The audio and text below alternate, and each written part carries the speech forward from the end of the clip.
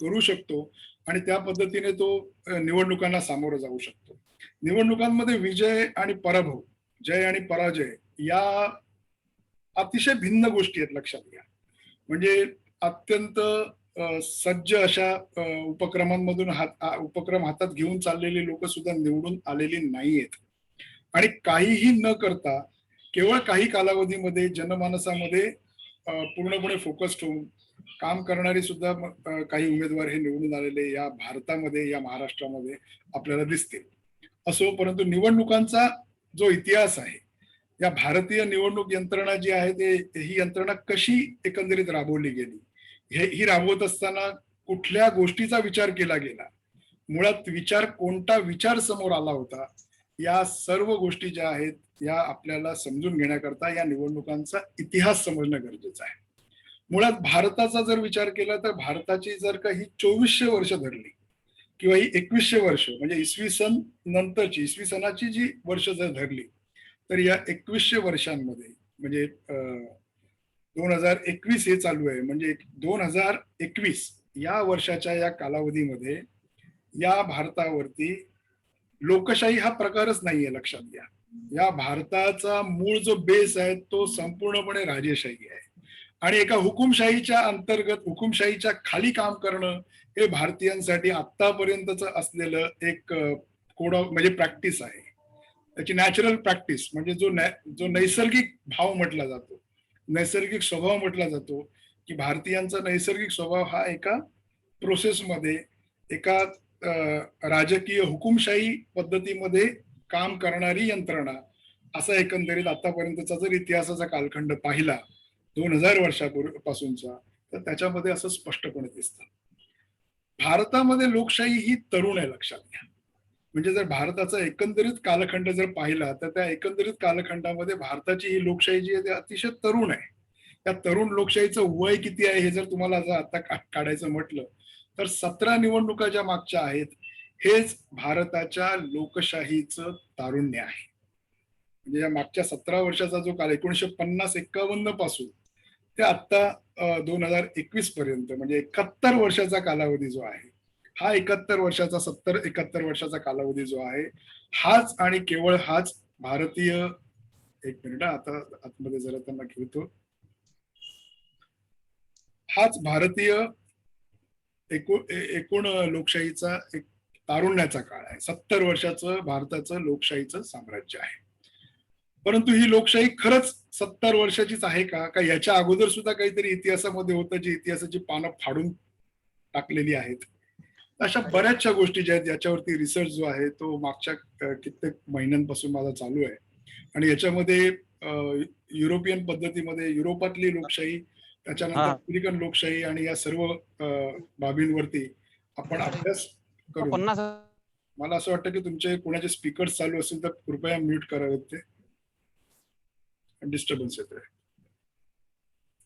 मयूर जरा त्याच्यावरती जरा मॉनिटर करा, ज्यांचे स्पीकर चालू असतील तर ते बंद करा प्लीज. तर या सगळ्याचा अभ्यास करत असताना असं आढळून आलं की भारतामध्ये लोकशाही होती. भारतामध्ये लोकशाही ही 2400 वर्षापूर्वी होती, लक्षात घ्या. आता तुम्हाला हा प्रश्न पडला असेल की भारतातली लोकशाही 2400 वर्षापूर्वीची कशी होती, त्याचे पुरावे काय आहेत? तर त्याचे पुरावे सुद्धा आज देखील काही ठिकाणी त्याचे अवशेष आज देखील अस्तित्वात आहेत. आज देखील भारतामधल्या काही ठिकाणी या पद्धतीची लोकशाही ही जपली जाते. भारतामध्ये ही लोकशाही संपूर्णपणे ही राबवली जाते आणि हे सर्व होत असताना आपण या भारताच्या एकंदरीत इतिहासाचा, निवडणुकांच्या इतिहासांचा, निवडणुकांची जी प्रोसेस आहे त्या प्रोसेसच्या इतिहासाचा आपण आता आज इथे परामर्श घेणार आहोत. आपण थोडक्यात मी तुम्हाला माहिती करून देणार आहे, कारण हा जो माझ्याकडे जो आता रिसर्च डॉक्युमेंट आहे हा जवळजवळ 125 पानांचा आहे, म्हणजे भारतीय निवडणुकांचा इतिहास. पण या 125 पानांच्या डॉक्युमेंटेशनला आता मला तुमच्या समोर एक साधारणपणे तासभरामध्ये किंवा 50 मिनिटांमध्ये मला मांडायचं आहे आणि ते एवढ्या सोप्या पद्धतीने मांडायचं आहे की मला कल्पना आहे की तुमचा देखील वेळ अत्यंत महत्वाचा आहे. सुरुवात करूया भारताच्या लोकशाहीची आणि निवडणुकांचा इतिहास. भारताच्या लोकशाहीच्या निवडणुकांचा इतिहास जर पाहिला तर इतिहास हा सर्वप्रथम भारताची निवडणूक, भारतामधली निवडणूक जी आढळते ती इसवी सन पूर्व 4 म्हणजे इसवी सन पूर्व 325 ते 357 हा कालावधी हा अलेक्झांडरचा कालावधी होता. ग्रीकचा राजा जो राजा अलेक्झांडर आहे त्याचा कालावधी होता.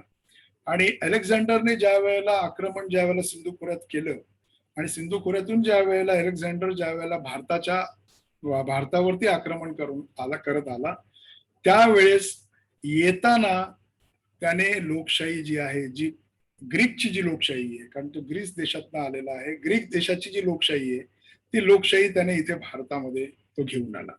म्हणजे एक कौतुकास्पद गोष्ट अशी आहे की अलेक्झांडरने ज्या वेळेला भारतावरती आक्रमण केलं त्यावेळेला भारताच्या व्यवस्थेवरती सुद्धा त्याला काम करायचं होतं. म्हणजे केवळ राजा म्हणून संपत्तीचा उपभोग घेऊन तिथून निघून जायचं किंवा तिथे पूर्णपणे कंट्रोल करायचं असं काही नव्हतं. तर ते एक ऍडमिनिस्ट्रेटिव्ह आणि एक लक्षात घ्या युरोपियन कार्यपद्धतीमध्ये ऍडमिनिस्ट्रेटिव्ह मेरिट्स हे जे आहेत हे पूर्णपणे पाळले जातात आणि हे गेले कित्येक शतकांपासून चालू झालेले आहे. अलेक्झांडरच्या पण काळामध्ये तसंच झालं आणि इसवी सन पूर्व म्हणजे इसवी सन पूर्व 4 याच्यामध्ये 4थ्या शतकामध्ये शूद्रक मल्लसंघ शूद्रक मल्लसंघ प्रजासत्ताक संघराज्य हे आपल्या भारतामध्ये होतं, लक्षात घ्या. शूद्रक मल्लसंघ प्रजासत्ताक संघराज्यामध्ये पहिल्यांदा निवडणूक प्रक्रिया घेण्यात आलेली आहे आणि या निवडणूक प्रक्रियेमध्ये प्रजासत्ताक निर्णय जे आहेत ते प्रजासत्ताक निर्णय घेण्याकरता मतदानाचा अधिकार हा त्यावेळेस तिकडच्या तरुण पुरुषांना देण्यात आलेला आहे. सदर माहितीचे कुठलेही डॉक्युमेंटेशन मोठे उपलब्ध नसले तरी काही ठिकाणी त्याच्याबद्दल नमूद केलेलं आहे. त्या नमूद माहितीच्या आधारावरती म्हणजे परदेशातले काही डॉक्युमेंट्स आपण काही पडताळणी केली तर त्या डॉक्युमेंट्सच्या आधारावरती आपल्याला हे आढळून येतं. त्याच्यानंतर प्रातिनिधिक सरकारचा एक उल्लेख हा वैदिक काळामध्ये सुद्धा आढळून येतो आणि त्याच्यामध्ये राष्ट्रीय विधिमंडळ याला मंडळ असं म्हटलं गेलेलं आहे, समिती असं म्हटलं गेलेलं आहे. म्हणजे वैदिक ज्या वेळेला कालखंड होता त्या वैदिक कालखंडामध्ये सुद्धा समिती हा शब्द आलेला आहे आणि त्या समितीमध्ये सुद्धा प्रतिनिधित्व हे देण्यात आलेलं होतं आणि असं प्रतिनिधित्व जे आहे हे प्रतिनिधित्व हे वैदिक काळामध्ये सुद्धा होतं, परंतु त्याचे कुठलेही दाखले कुठल्या आता ग्रंथांमध्ये उपलब्ध नाहीयेत. परंतु याचा जो अंदाज जो घेतला गेलेला आहे तो म्हणजे बौद्ध धर्माचे काही लिखाण आहे, काही वाङ्मय आहे, काही साहित्य आहे, त्या साहित्यामध्ये ते उपलब्ध झालेलं आहे. बौद्ध साहित्यामध्ये मतदानाला आणि निवडणुकांचा उल्लेख हा स्पष्टपणे केलेला दिसतो.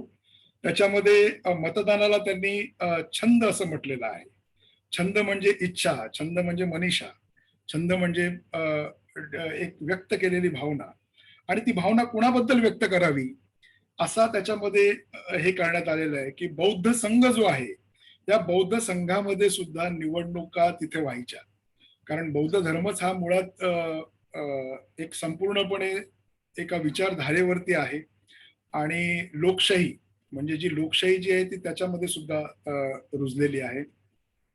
आणि या बौद्ध याच्यामध्ये एक समिती असे आणि ती समिती संपूर्णपणे विचार विनिमय आणि निर्णय घेत असे आणि ते निर्णय घेतल्यानंतर जो जातक जी आहे म्हणजे जातक ही बौद्ध आद्य बौद्ध समिती जी आहे ही त्यावेळेला राजाची निवड करत असे, लक्षात घ्या. म्हणजे बौद्ध कालखंडामध्ये बुद्धांच्या कालखंडामध्ये ज्या ज्या वेळेला का मोठा कालखंड आहे लक्षात घ्या, म्हणजे त्याला आपण नाकारू शकत नाही त्या संपूर्ण व्यवस्थेमध्ये आणि त्या कालखंडामध्ये राजाची नियुक्ती ही जातक समिती करत असे आणि ती पूर्णपणे इलेक्टोरल मेरिटमध्ये होत असे. आता त्याच्यानंतर मौर्य आले. मौर्यांच्या काळामध्ये मौर्यांचा उदय झाला, मौर्यांचा काळ झालं, नंतर मध्यम युग आलं, मध्यम युगानंतर मग मुस्लिम अतिक्रमण झाली. या संपूर्ण काळामध्ये भारतामध्ये कुठेही निवडणुका झाल्या नाहीत, लक्षात घ्या. कुठलेही त्याच्यामध्ये आपल्याला पुरावे हे आपल्याला सापडत नाहीत. परंतु एक महत्वाचा पुरावा आजही आपल्या भारतामध्ये आहे त्या लोकशाहीचा आहे, जो राजा अलेक्झांडर म्हणजे 2400 वर्षापूर्वीचा, लक्षात घ्या मी काय म्हणतोय, 2400 वर्षापूर्वीचा पुरावा आज देखील या भारतामध्ये संपूर्ण जगामध्ये एकमेव 2400 वर्ष टिकलेलं अशी लोकशाही आणि निवडणूक पद्धती ही भारतातल्या एका राज्यामध्ये आजही आहे, एका गावात आहे. आणि त्या गावाचं नाव आहे, ते राज्य जे आहे ते त्या गावाचं नाव आहे मलाना. मलाना हे गाव हिमाचल प्रदेशमध्ये, हिमाचलच्या खोऱ्यांमध्ये हे मलाना नावाचं गाव आहे. म्हणजे तिथे पोहोचण्याकरता सुद्धा साधारणपणे मलानाची थोडक्यात तुम्हाला मी माहिती सांगतो, की मलाना हे असं गाव आहे, की ज्या गावाच्या आख्यायिका या खूप वेगळ्या आहेत. त्या गावातली घरं सर्व समान आहेत. त्या गावातली लोक कुणालाही हात लावत नाहीत. कुणाकडूनही कुठली गोष्ट घेत नाहीत. केवळ त्यांचे जे जवळची लोक आहेत त्यांनाच ती लोक हात लावतात. त्यांचं स्वतःचं एक विधिमंडळ आहे. त्या विधिमंडळाचं खालचं सभागृह आहे. त्या विधिमंडळाचं वरचं एक सभागृह आहे. वरच्या सभागृहामध्ये अत्यंत ज्येष्ठ लोक जी असतात ती निवडून जातात आणि खालच्या सभागृहामध्ये जो कुटुंबाचा प्रमुख असतो तो त्या खालच्या सभागृहाचं प्रतिनिधित्व करतो. या संपूर्ण मलाना हे जे गाव आहे, या गावाचा संपूर्ण उद्योग, त्यांची अर्थव्यवस्था हे हशिश नावाचं एक ड्रग आहे. म्हणजे जे नशिले पदार्थ आहे, हा सेवन केला जातो. त्याची मोठ्या प्रमाणामध्ये शेती या पट्ट्यामध्ये होते आणि अजूनही त्यांचा कंट्रोल तिथे आहे. आज आज हे 4,500 वस्तीचं फक्त गाव आहे. आजही या गावामध्ये अलेक्झांडरचे अलेक्झांडर ज्यावेळेला राजा होता त्याचा पराभव जेव्हा झाला, पौरस राजाने त्याचा पराभव केला. पंजाब प्रांतामधला पौरस राजा जो होता त्याने त्याचा जेव्हा पराभव केला, ते पराभव केल्यानंतर पराभूत झालेल्या सैनिकांची छावणी जी आहे ही मलाना गावामध्ये स्थापित करण्यात आली होती. म्हणजे विचार करा किती वर्षापूर्वीची गोष्ट आहे. आणि आजही त्या गावामध्ये आजही ही प्रथा आहे की तिथे निवडणुका होतात, त्यांच्या निवडणुका होतात. परंतु भारतीय संविधानाचा जेव्हा त्यांनी स्वीकार केला तेव्हा भारतातल्या सुद्धा जिल्हा परिषद, पंचायत समित्या, त्यानंतर विधानसभा क्षेत्र आणि खासदार याच्या सुद्धा निवडणुका तिथे होतात. परंतु त्या गावामधली जी रुलिंग आहे ती आजही रुलिंग त्याच पद्धतीने चालते, त्याच लोकशाही पद्धतीने चालते आणि ती लोक आजही स्वतःला आर्यांचे वंशज म्हणून घेतात. आणि आजही त्यांचा डीएनए जो आहे त्या डीएनए वरती अभ्यास केला गेला. त्याच्यावरती एक फिल्म सुद्धा आलेली आहे मलानावरती. आणि ते जी लोक आहेत त्यांचे डीएनए हे ग्रीस मधल्या डीएनएशी मॅच झालेले आहेत. म्हणजे विचार करा की ही संस्कृती ही अद्याप टिकवण्याकरता, म्हणजे हे जे जे तुम्हाला कदाचित माहित पण नसेल कोणाला, तर ह्या सर्व गोष्टी ज्या आहेत या सांगणं हेच प्रबोधिनीचं एक काम आहे, एक रिसर्च आहे. आणि या रिसर्चच्या प्रमाणे आपण हे आज तुमच्याकडे मी मांडत आहे. तर मलाना हा जो आहे, या मलाना गावामध्ये अशा प्रकारे निवडणुका होतात. आणि ह्या निवडणुका होत असताना दुसरा एक अगोदरचा जो प्रकार सांगतो की जिथे समिती आणि छंद जिथे म्हटलं त्यावेळेस तिथे वेगवेगळ्या रंगाचे असे कागद दिले जायचे. म्हणजे जे तुम्हाला जे बौद्ध काळामध्ये जे तुम्हाला जो प्रकार सांगतोय त्या काळामध्ये निवडणुका ज्या व्हायच्या त्या निवडणुकांमध्ये वेगवेगळ्या रंगाचे कागद दिले जायचे. आणि ते कागद जे आहेत ते कागद त्याला शलाका म्हटलं जायचं. त्या कागद जे वाटप केलं जायचं ते शलाका म्हणून वाटप केलं जायचं. आणि विशिष्ट रंगाचे कागद जास्त निर्माण झाले की तो मतदार, तो उमेदवार तिथे निवडून आला. जो कागद गोळा करणारा होता त्याला शलाका ग्राहक म्हटलं जायचं. हे पुरावे आज तिथे सापडतात. आणि त्या मतपत्रिका ह्या गोळा केल्यानंतर तिथे निवडणुका म्हणजे ते प्रतिनिधित्व तिथे तयार केलं जायचं. आणि ते प्रतिनिधित्व पुढे मग ते रुलिंग करायचं आणि मग ते निर्णय जे आहेत ते निर्णय सर्व तिथे त्या पद्धतीने व्हायचे. मलाना गावामध्ये आज देखील तुम्हाला सांगतो, पुन्हा मी त्या मलानावरती येतोय, मलाना गावामध्ये आज सुद्धा तंटे वगैरे जे काय आहेत, ज्या काही गोष्टी आहेत त्या आजही तिथे त्या संसदेमध्ये सोडवल्या जातात. जमदग्नी जे ऋषी आहेत यांना तिथे मूळ स्थान मानलं गेलेलं आहे. तिथे जमलू म्हणून तिकडे त्यांचा जो हेड आहे, म्हणजे तो देव म्हणून देवाला त्यांनी हेड केलेला आहे. जो जमलू आहे त्या जमलूला त्यांनी हेड मानलेला आहे आणि त्याच्या अंडर तो प्रजासत्ताकाचा तो संपूर्णपणे स्ट्रक्चर जो आहे मलानाचा तो आजही तिथे आहे. आणि ही लोकशाही भारतातली सर्वात जुनी निवडणूक लोकशाही पद्धत म्हणून ही आपल्याला धरली जाते. आता ह्या संपूर्ण कालखंडानंतर छत्रपती शिवाजींचा कालखंड गेला, त्याच्यानंतर आणखीन काही कालखंड गेले, म्हणजे त्याच्या अगोदरचा जो कालखंड गेला तोपर्यंत, म्हणजे मी मौर्यांपासून ते मुघलांपर्यंत कुठलीही निवडणूक या भारतवर्षामध्ये झाली नाही. सांस्कृतिक अतिक्रमण झाली, राजकीय अतिक्रमण झाली, सामाजिक अतिक्रमण झाली, आणि या सर्व राजकीय, सामाजिक आणि या अतिक्रमणांमध्ये या सर्व गोष्टी ज्या आहेत, या सर्व गोष्टी आता बाद झाल्या. आणि ह्या बाद झाल्यानंतर ही निवडणूक पद्धती आहे, ही निवडणूक पद्धती पूर्णपणे स्क्रॅप झाली, लक्षात घ्या. पूर्णपणे निवडणूक पद्धती स्क्रॅप झाली. आणि या निवडणूक पद्धतीमध्ये पुन्हा लोकांमध्ये पुन्हा तीच हुकुमशाही मध्ये काम करण्याची, म्हणजे पूर्वी राजे होते, म्हणजे राजे तर 1947च्या नंतर सुद्धा राजे होते, लक्षात घ्या. मी त्या राजांच्या एकंदरीत कामकाजावरती सुद्धा येणार आहे, की राजांनी या लोकशाही पद्धतीला कसा विरोध केला, या गोष्टीवरती पण मी तुम्हाला मी या गोष्टी सांगणार आहे. परंतु छत्रपती शिवाजींचा कालखंड, मुघलांचा कालखंड, मुघलांच्या कालखंडानंतर 1600 साली ईस्ट इंडिया कंपनीची स्थापना झाली. आणि 1608 साली ईस्ट इंडिया कंपनीने भारतामध्ये पहिल्यांदा सुरतमध्ये त्यांची बाजारपेठ, एक मिनिट, काही जण वेटिंगला आहेत, त्यांना आत घेऊया. ईस्ट इंडिया कंपनी ही भारतामध्ये, ईस्ट इंडिया कंपनीची स्थापना 1600 साली झाली, आणि ईस्ट इंडिया कंपनी ही जी आहे ही भारतामध्ये 1608 साली आली. ईस्ट इंडिया कंपनी, विचार करा, बघा, ईस्ट इंडिया कंपनी, ब्रिटिशांची मानसिकता. आता ह्या दुसऱ्या फेसवरती मी येतोय.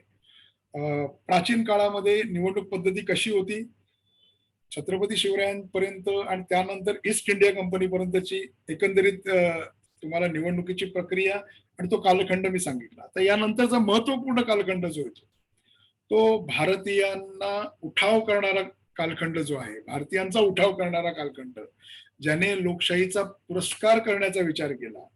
ती लोकशाही सुद्धा आणली, कोणी आणली?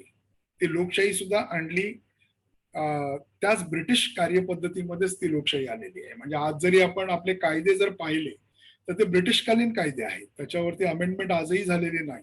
सीआरपीसी अजूनही तोच आहे, आयपीसी अजूनही तोच आहे, त्याच्यात अमेंडमेंट झालेले आहेत, परंतु जो ढाचा जो आहे तो ढाचा सुद्धा तसाच्या तसाच आहे. 1600 साली हे झाल्यानंतर 1608ला ज्या वेळेला त्यांनी हे सुरुवात केली, व्यापार म्हणून ईस्ट इंडिया कंपनीने सुरुवात या भारतामध्ये केली. व्यापार म्हणून करत असताना पुन्हा व्यापाराचा हळूहळू उद्देश त्यांचा हा हुकुमशाहीकडे गेला, आणि हुकुमशाही करत त्यांनी ईस्ट इंडिया कंपनीने व्यापाराला संरक्षण मिळावं म्हणून इथं सैनिक आणले, लक्षात घ्या. हे सैनिक ब्रिटिश आर्मीचे नव्हते, हे सैनिक ईस्ट इंडिया कंपनीचे स्वतःची खासगी सैनिक होते. ब्रिटिश आर्मी नंतर आलेली आहे, लक्षात घ्या. ब्रिटिश आर्मी हे फक्त त्यांना काउंटर करत होती. कधी आली हे पण समजणं खूप गरजेचं आहे, कारण भारताच्या निवडणुकीच्या इतिहासामध्ये कालखंडाचा जर विचार केला तर हे खूपच महत्वाची गोष्ट आहे, की सर्वप्रथम भारतामध्ये ह्या ब्रिटिश याचा हे झाल्यानंतर 1700 साली ही कंपनी जवळजवळ एक 94 वर्षाच्या कालखंडानंतर, 92 वर्षाच्या कालखंडानंतर ही कंपनी बँकरप्ट झाली, लक्षात घ्या. या कंपनीवरती प्रचंड कर्ज झालं. 1700 शेअर होल्डर्स या ईस्ट इंडिया कंपनीचे होते, जे जवळजवळ मला वाटतं 2.5 मिलियन लोकांवरती ते राज्य करत होते. म्हणजे राज्य करत होते. आणि हे सर्व होत असताना आपल्याकडे ती कंपनी ज्या वेळेला बँकरप्ट झाली, ती बँकरप्ट झाल्यानंतर मग मात्र ब्रिटिश 250 दशलक्ष, सॉरी 2.5 नाही, 250 दशलक्ष भारतीयांवरती ते राज्य करत होते. आणि ही ईस्ट इंडिया कंपनी ज्या वेळेला बँकरप्ट झाली त्यावेळेला सर्वात प्रथम ईस्ट इंडिया कंपनीच्या संदर्भातला पहिला मुद्दा जो आला तो मुद्दा म्हणजे ही कंपनी ज्या वेळेला बँकरप्ट झाली त्यावेळेस पहिल्यांदा या कंपनीसाठी ब्रिटिश संसदेमध्ये या कंपनीसाठी पहिल्यांदा विलियम पिट यंगर, म्हणजे यंगर 2, विल्यम पिट हे पंतप्रधान होते युकेचे, लक्षात घ्या. त्यांनी 1700 साली पहिला विल्यम पिट्स इंडिया ऍक्ट आणला. आणि या विल्यम पिट्स, कारण हे समजणं खूप महत्वाचं आहे, लक्षात घ्या. विल्यम पिट्स ऍक्ट जो आहे 1700 साली आणलेला, तो यासाठी होता की विल्यम पिटने सांगितलं की आता ही कंपनी आपल्याला टेक ओव्हर करावी लागेल.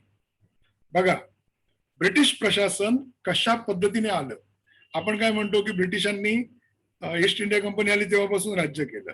मुळात ती संकल्पना समजून घेणं खूप गरजेचं आहे. राजकीय कार्यकर्त्यांसाठी तर ही अत्यंत महत्वाची गोष्ट आहे. तर ज्या वेळेला हे संपूर्ण होत गेलं त्यावेळेस ती कंपनी बँकरप्ट मधून ती बाहेर काढण्यात आली, मग त्यांना बेलआउट करण्यात आलं. आणि हे बेलआउट करण्याकरता युके गव्हर्नमेंटने, त्यावेळेच्या ब्रिटिश राणीने त्यावेळेला कित्येक दशलक्ष, म्हणजे संपूर्ण ब्रिटनच्या अर्थव्यवस्थेला पण तेवढं होणार नाही एवढं त्यांचं ते कर्ज माफ केलं आणि त्यांना लेवी देऊन टाकली. आणि तिथं पहिल्यांदा, म्हणजे विल्यम पिट्सने आणल्यानंतर पहिल्यांदा तिथं ब्रिटनच्या सरकारचं, राणीचं राज्य हे प्रशासन म्हणून आलं, लक्षात घ्या. अंमल नाही, हे प्रशासन म्हणून राज्य आलं. आणि राणीने तिथे प्रशासन सुरू केलं. आणि हे प्रशासन सुरू होत असताना ब्रिटिश सरकारने, संपूर्ण ब्रिटन सरकार म्हणजे भारतामध्ये त्यांचा सचिव नेमण्यात आला. आणि तो सचिव त्या गव्हर्नन्सवरती संपूर्णपणे काम करायला लागला. तोपर्यंत भारतीयांना जुलमी हुकुमशाही, मग ती ब्रिटिशांची असो, त्या ब्रिटिशांच्या हुकुमशाहीमध्येच राहावं लागलं. आणि मग तो कालावधी जो आहे 1800 नंतरचा जो कालावधी आहे, म्हणजे 19व्या शतकाच्या मध्यावरती त्या चळवळीने वेग पकडला. लोकांना स्वातंत्र्य हवं होतं. आणि या स्वातंत्र्याचा झगडा जेव्हा लोकांचा सुरू झाला त्यावेळेस लोकांनी एक पुढाकार घेतला आणि ब्रिटिशांना सुद्धा त्याची कुणकुण लागली. आणि सगळ्यात पहिला जो उठाव झाला ते 1857चं बंड झालं. 1857चं बंड जे आहे हे संपूर्ण भारताच्या निवडणूक व्यवस्थेला, मी काय म्हणतो लक्षात घ्या, या निवडणूक व्यवस्थेला, मी स्वातंत्र्याला म्हणत नाही, जसं स्वातंत्र्याला त्यांनी वेग आणला तसा लोकशाहीला सुद्धा वेग आणला. 1857 हा टर्निंग पॉइंट होता, लक्षात घ्या. 1857चा टर्निंग पॉइंट हा एवढा जबरदस्त होता की 1858 रोजी लॉर्ड पाल्मस्टन यांनी एक कायदा आणला, लक्षात घ्या. त्यांनी एक विधेयक सादर केलं ब्रिटिश पार्लमेंटमध्ये. आणि त्याच्यामध्ये त्यांनी सांगितलं की भारतावर राज्य करण्याबाबत अंमल प्रस्थापित करण्यात यावा. हे बिल पास करण्यात आलं 18/2/1958 रोजी. त्याच दिवशी, लक्षात घ्या, त्याच दिवशी इंग्रजांनी ठरवलं होतं की त्या दिवसापासूनच, जेव्हा बंड झालं, बंड होईपर्यंत इंग्रजांना वाटत होतं जसे हे इतर देश होते, म्हणजे हाँगकाँग आता स्वतंत्र झाला काही वर्षांपूर्वी, अशा कित्येक राज्य, बर्मापासून म्यानमार पासून बरेचसे देश होते, कुठेही या प्रकारचा उठाव झाला नव्हता. त्यांना त्यावेळेला माहित पडलं की आता इथे उठाव होणार आहे आणि या उठावामध्ये आम्हाला लढावं लागणार आहे, लक्षात घ्या. पहिलं विश्व महायुद्ध झालेलं होतं आणि दुसऱ्या विश्व महायुद्धाच्या दिशेने चाललेला हा कालखंड आहे, हे लक्षात घ्या. दुसरं महायुद्ध याला वेळ अजून, मी येतोय त्या ठिकाणी, पण ही महायुद्ध सुद्धा या भारतीय इतिहासाला टर्निंग पॉइंट ठरलेली आहे. हे झाल्यानंतर 1857च्या बंडानंतर ब्रिटिश प्रशासनाने म्हटलं की आता आमची इथे निवड प्रक्रिया आपल्याला इथे सुरू करायला पाहिजे. म्हणून 1861 साली पहिल्यांदा इंडियन काउन्सिल ऍक्ट 1861 काढला, ज्याच्यामध्ये प्रतिनिधित्व आलं, विधिमंडळ आलं, लक्षात घ्या. म्हणजे विधिमंडळ जे आहे, एक मिनिट, बरेच लोक आले, त्यांना घेऊया.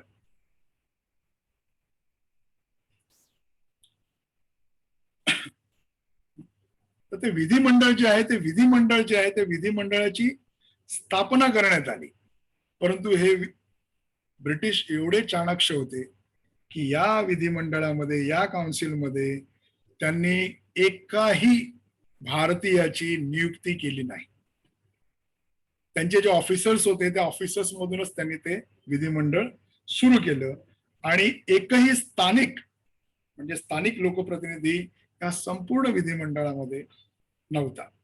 आता याच्या नंतरचा जो कालखंड जो आहे ना तो 1892 म्हणजे 1892 मध्ये त्यांनी दुसऱ्यांदा त्याच्यामध्ये अमेंडमेंट आणलं, काउन्सिलमध्ये सुधारित आणलं की या विधिमंडळामध्ये आता भारतीयांना आपण स्थान घेऊया, परंतु ते कोणाला घ्यायचं याचे निर्णय सुद्धा त्यांनी ठरवले.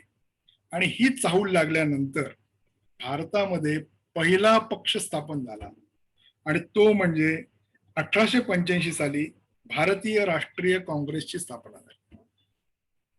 आणि भारतीय राष्ट्रीय काँग्रेसची स्थापना करणारी व्यक्ती ही भारतीय नव्हती.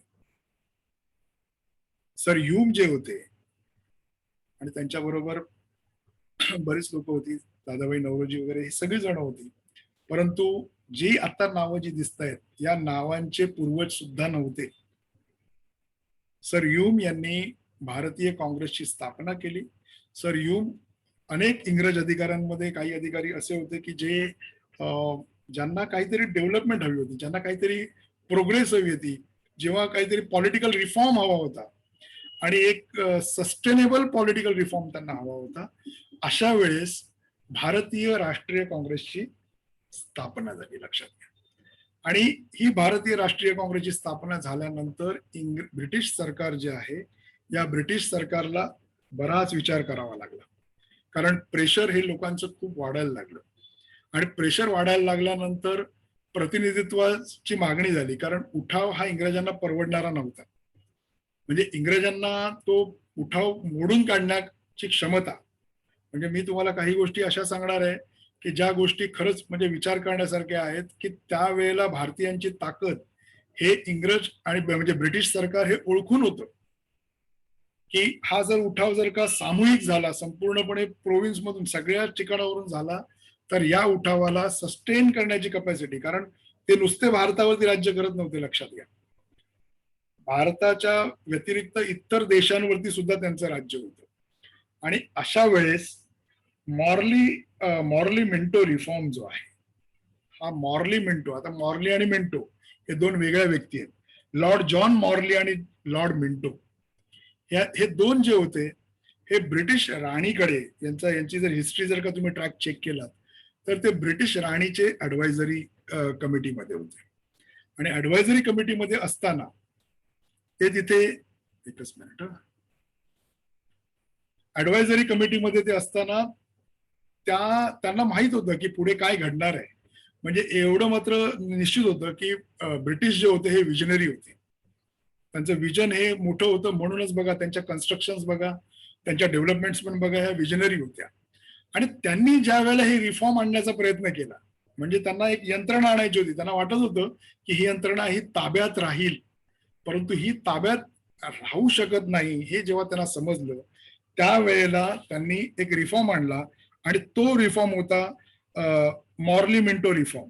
1900 साधारणपणे हा मॉर्ली मिंटो रिफॉर्म जो आहे हा साधारणपणे 1892च्या कालावधीनंतर आलेला आहे.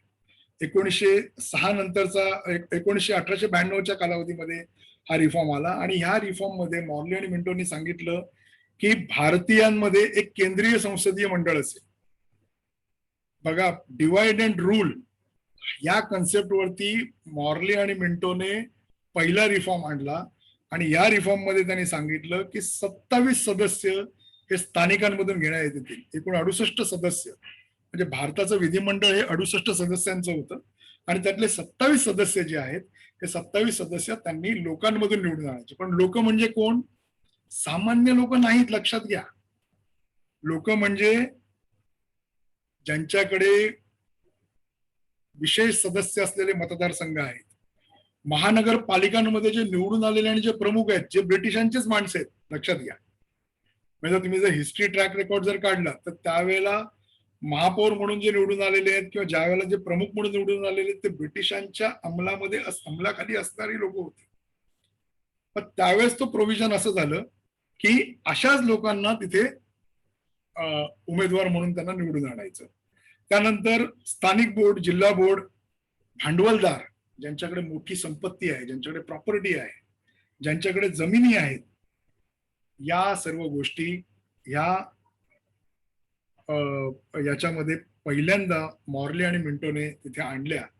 आणि मॉर्ले आणि मिंटोने आणखीन एक मोठी गोष्ट केली की जी बीज म्हणजे फाळणीची जी बीज जी आहेत ही 1906 साली त्यांनी लागू केली. लक्षात घ्या, 1906 साली मॉर्ले मिंटोने पहिल्यांदा मुस्लिम मतदारसंघ तयार करा म्हणून सांगितलं.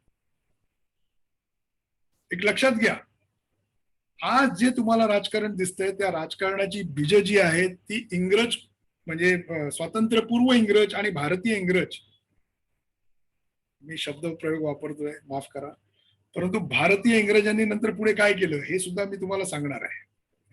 हा, तर या सगळ्या मुस्लिम मतदारसंघाची 1909 सालापर्यंत 1909 सालापर्यंत हा कायदा लागू होता. लक्षात घ्या, या कायद्याच्या माध्यमातून ज्युडिशरी तयार केली जात होती. या कायद्याच्या माध्यमातूनच लोक निवडून आणत होती आणि लोकच तो कायदा तयार करत होते. कायदा तयार करण्याचं स्वातंत्र्य हे केवळ ब्रिटिशांनी त्यांच्याकडे ठेवलं होतं. म्हणजे आता जे आपल्याकडे कायदे मंडळ जे आहे, म्हणजे आपण जे म्हणतो ना की लोकसभेमध्ये कायदा पारित झाला, हे त्यावेळेस तसं नव्हतं. त्यावेळेला ते व्हॉइसरॉयकडे आणि नंतर पुढे गव्हर्नर कडून नंतर व्हॉइसरॉयकडे जायचं आणि त्यांचा विधिमंडळ त्यांचं वेगळं असायचं. त्यांना कायदे मंडळ नव्हतं. लक्षात घ्या, डॉक्टर बाबासाहेब आंबेडकरांनी कायदे मंडळ आणि ही जी संकल्पना आहे ही नंतरची आहे संकल्पना. आणि ज्या वेळेला ही मुस्लिम मतदारसंघ तयार करण्याचा घाट घातला गेला 1906 साली, त्या 1906 ला या भारतामध्ये बॅरिस्टर जिनांनी मुस्लिम लीगची स्थापना केली.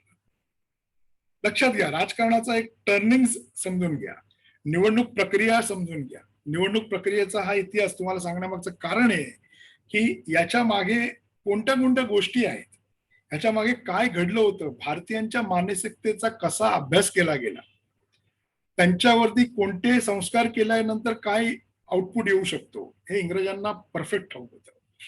1915 पर्यंत ही संपूर्णपणे यंत्रणा चालली आणि 15 पर्यंत चालल्यानंतर 1915 नंतर एडविन मॉन्टेगू आणि लॉर्ड क्लेम्सफोर्ड यांनी अजून एक सुधारणा आणली आणि ही सुधारणा होती ती अत्यंत डेंजरस सुधारणा होती.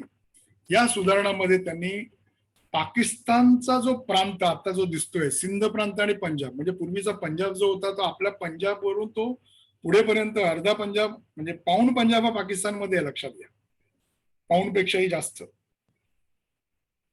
आणि सिंध प्रांत सुद्धा हा प्रांत या प्रांतांवरती त्यांनी फोकस केलं. द्रविडांचं जे खाली जे राजकारण चाललेलं होतं भारतातलं, द्रविडांची एक मानसिकता वेगळी होती आणि वरती उत्तरेतली मानसिकता वेगळी होती, राजकीय मानसिकता. लक्षात घ्या, त्यांची जी थॉट लेवल होती, म्हणजे काँग्रेसमध्ये सुद्धा जर काँग्रेसचा जर अभ्यास, आपण एक दिवस काँग्रेसचा अभ्यास करायला, एक दिवस आपण जनसंघाचा अभ्यास करू, म्हणजे ह्या विषयांवरती बोलणारे वक्ते आपण आणू की हे राजकीय पक्ष कशा पद्धतीने डेव्हलप झालेत, यांनी भारतीयांच्या मानसिकतेचा कसा अभ्यास केला, हे कारण सांगण्यामागचं ह्या सगळ्याचं प्रयोजन याच्या मागचं एकच आहे की तुम्हाला मतदारांच्या मानसिकतेचा अभ्यास करायचा आहे. जिंकण्याकरता तुम्हाला मतदारांच्या, म्हणजे मग तो साध्या गावातला जरी मतदार असला ना तरी सुद्धा तुम्हाला त्याच्या याचा अभ्यास केला पाहिजे. 1915 साली पुन्हा मी त्या मुद्द्यावर येतो, एडविन मॉन्टेगू आणि लॉर्ड क्लेम्सफोर्ड यांनी एक नवीन त्याच्यामध्ये सुधारणा आणली आणि त्यांनी मुस्लिम आरक्षणाबरोबर शीख आरक्षण केलं. म्हणजे बघा, हिंदूंना शिखांपासून वेगळं केलं. म्हणजे त्यांना माहित होतं की मोठा एकट्टा जो आहे गट आहे तो भारतामध्ये हा शीख समुदाय आहे आणि हे शीख जर वेगळे केले तर हिंदू वेगळे होतील. म्हणजे ही जी बीज जी आहेत, आपण म्हणतो हिंदू आणि मुसलमान ही बीज, परंतु काही बीज ही वेगळी आहेत जी आपण त्यांना स्वीकारलेले असल्यामुळे आपण त्याचा विरोध केला नाही, त्या यंत्रणेचा किंवा त्या प्रक्रियेचा विरोध केला नाही. लक्षात घ्या, परंतु हे समजून घेतलं पाहिजे की त्यावेळेला भारताची रचनाच अशी होती की भारतामध्ये हे प्रिन्सी स्टेट होते, म्हणजे राजवटीतली काही राज्य होती, काही राजे होते, संस्थानं होती. ती संस्थानं संपूर्ण ब्रिटिश अंमलाखाली होती. म्हणजे 1900 पहिली निवडणूक जी झाली, ही पहिली निवडणूक साधारणपणे 1920 साली झाली. लक्षात घ्या, म्हणजे भारतातली पहिली निवडणूक 1920 साली झाली. 1915 साली हा कायदा आणला आणि 15 सालानंतर निवडणुका सुरू झाल्या. 1920 ही पहिली इंडियन जनरल इलेक्शन आहे. भारतातली पहिली निवडणूक ही 1920 साली झाली. आता तुम्हाला पुन्हा याच्या थोड्याशा पार्श्वभूमी देतो. अगोदर त्याची पार्श्वभूमी समजून सांगतो. क्लेम्सफोर्डने एक याच्यावरती काम केलं, ते म्हणजे त्यांनी भारताचे प्रोव्हिन्स तयार केले. म्हणजे त्यांनी काय सांगितलं, तर भारताचे मला तुकडे केले पाहिजे. म्हणजे भारताचे जर तुकडे केले तर हे भारताचे तुकडे हे अशा पद्धतीने राज्य करतील आणि इंग्रजांना राज्य करणं सोपं जाईल, म्हणून त्यांनी प्रोव्हिन्स तयार केली. आता 1935 ला ती सुधारणा आणली त्यांनी.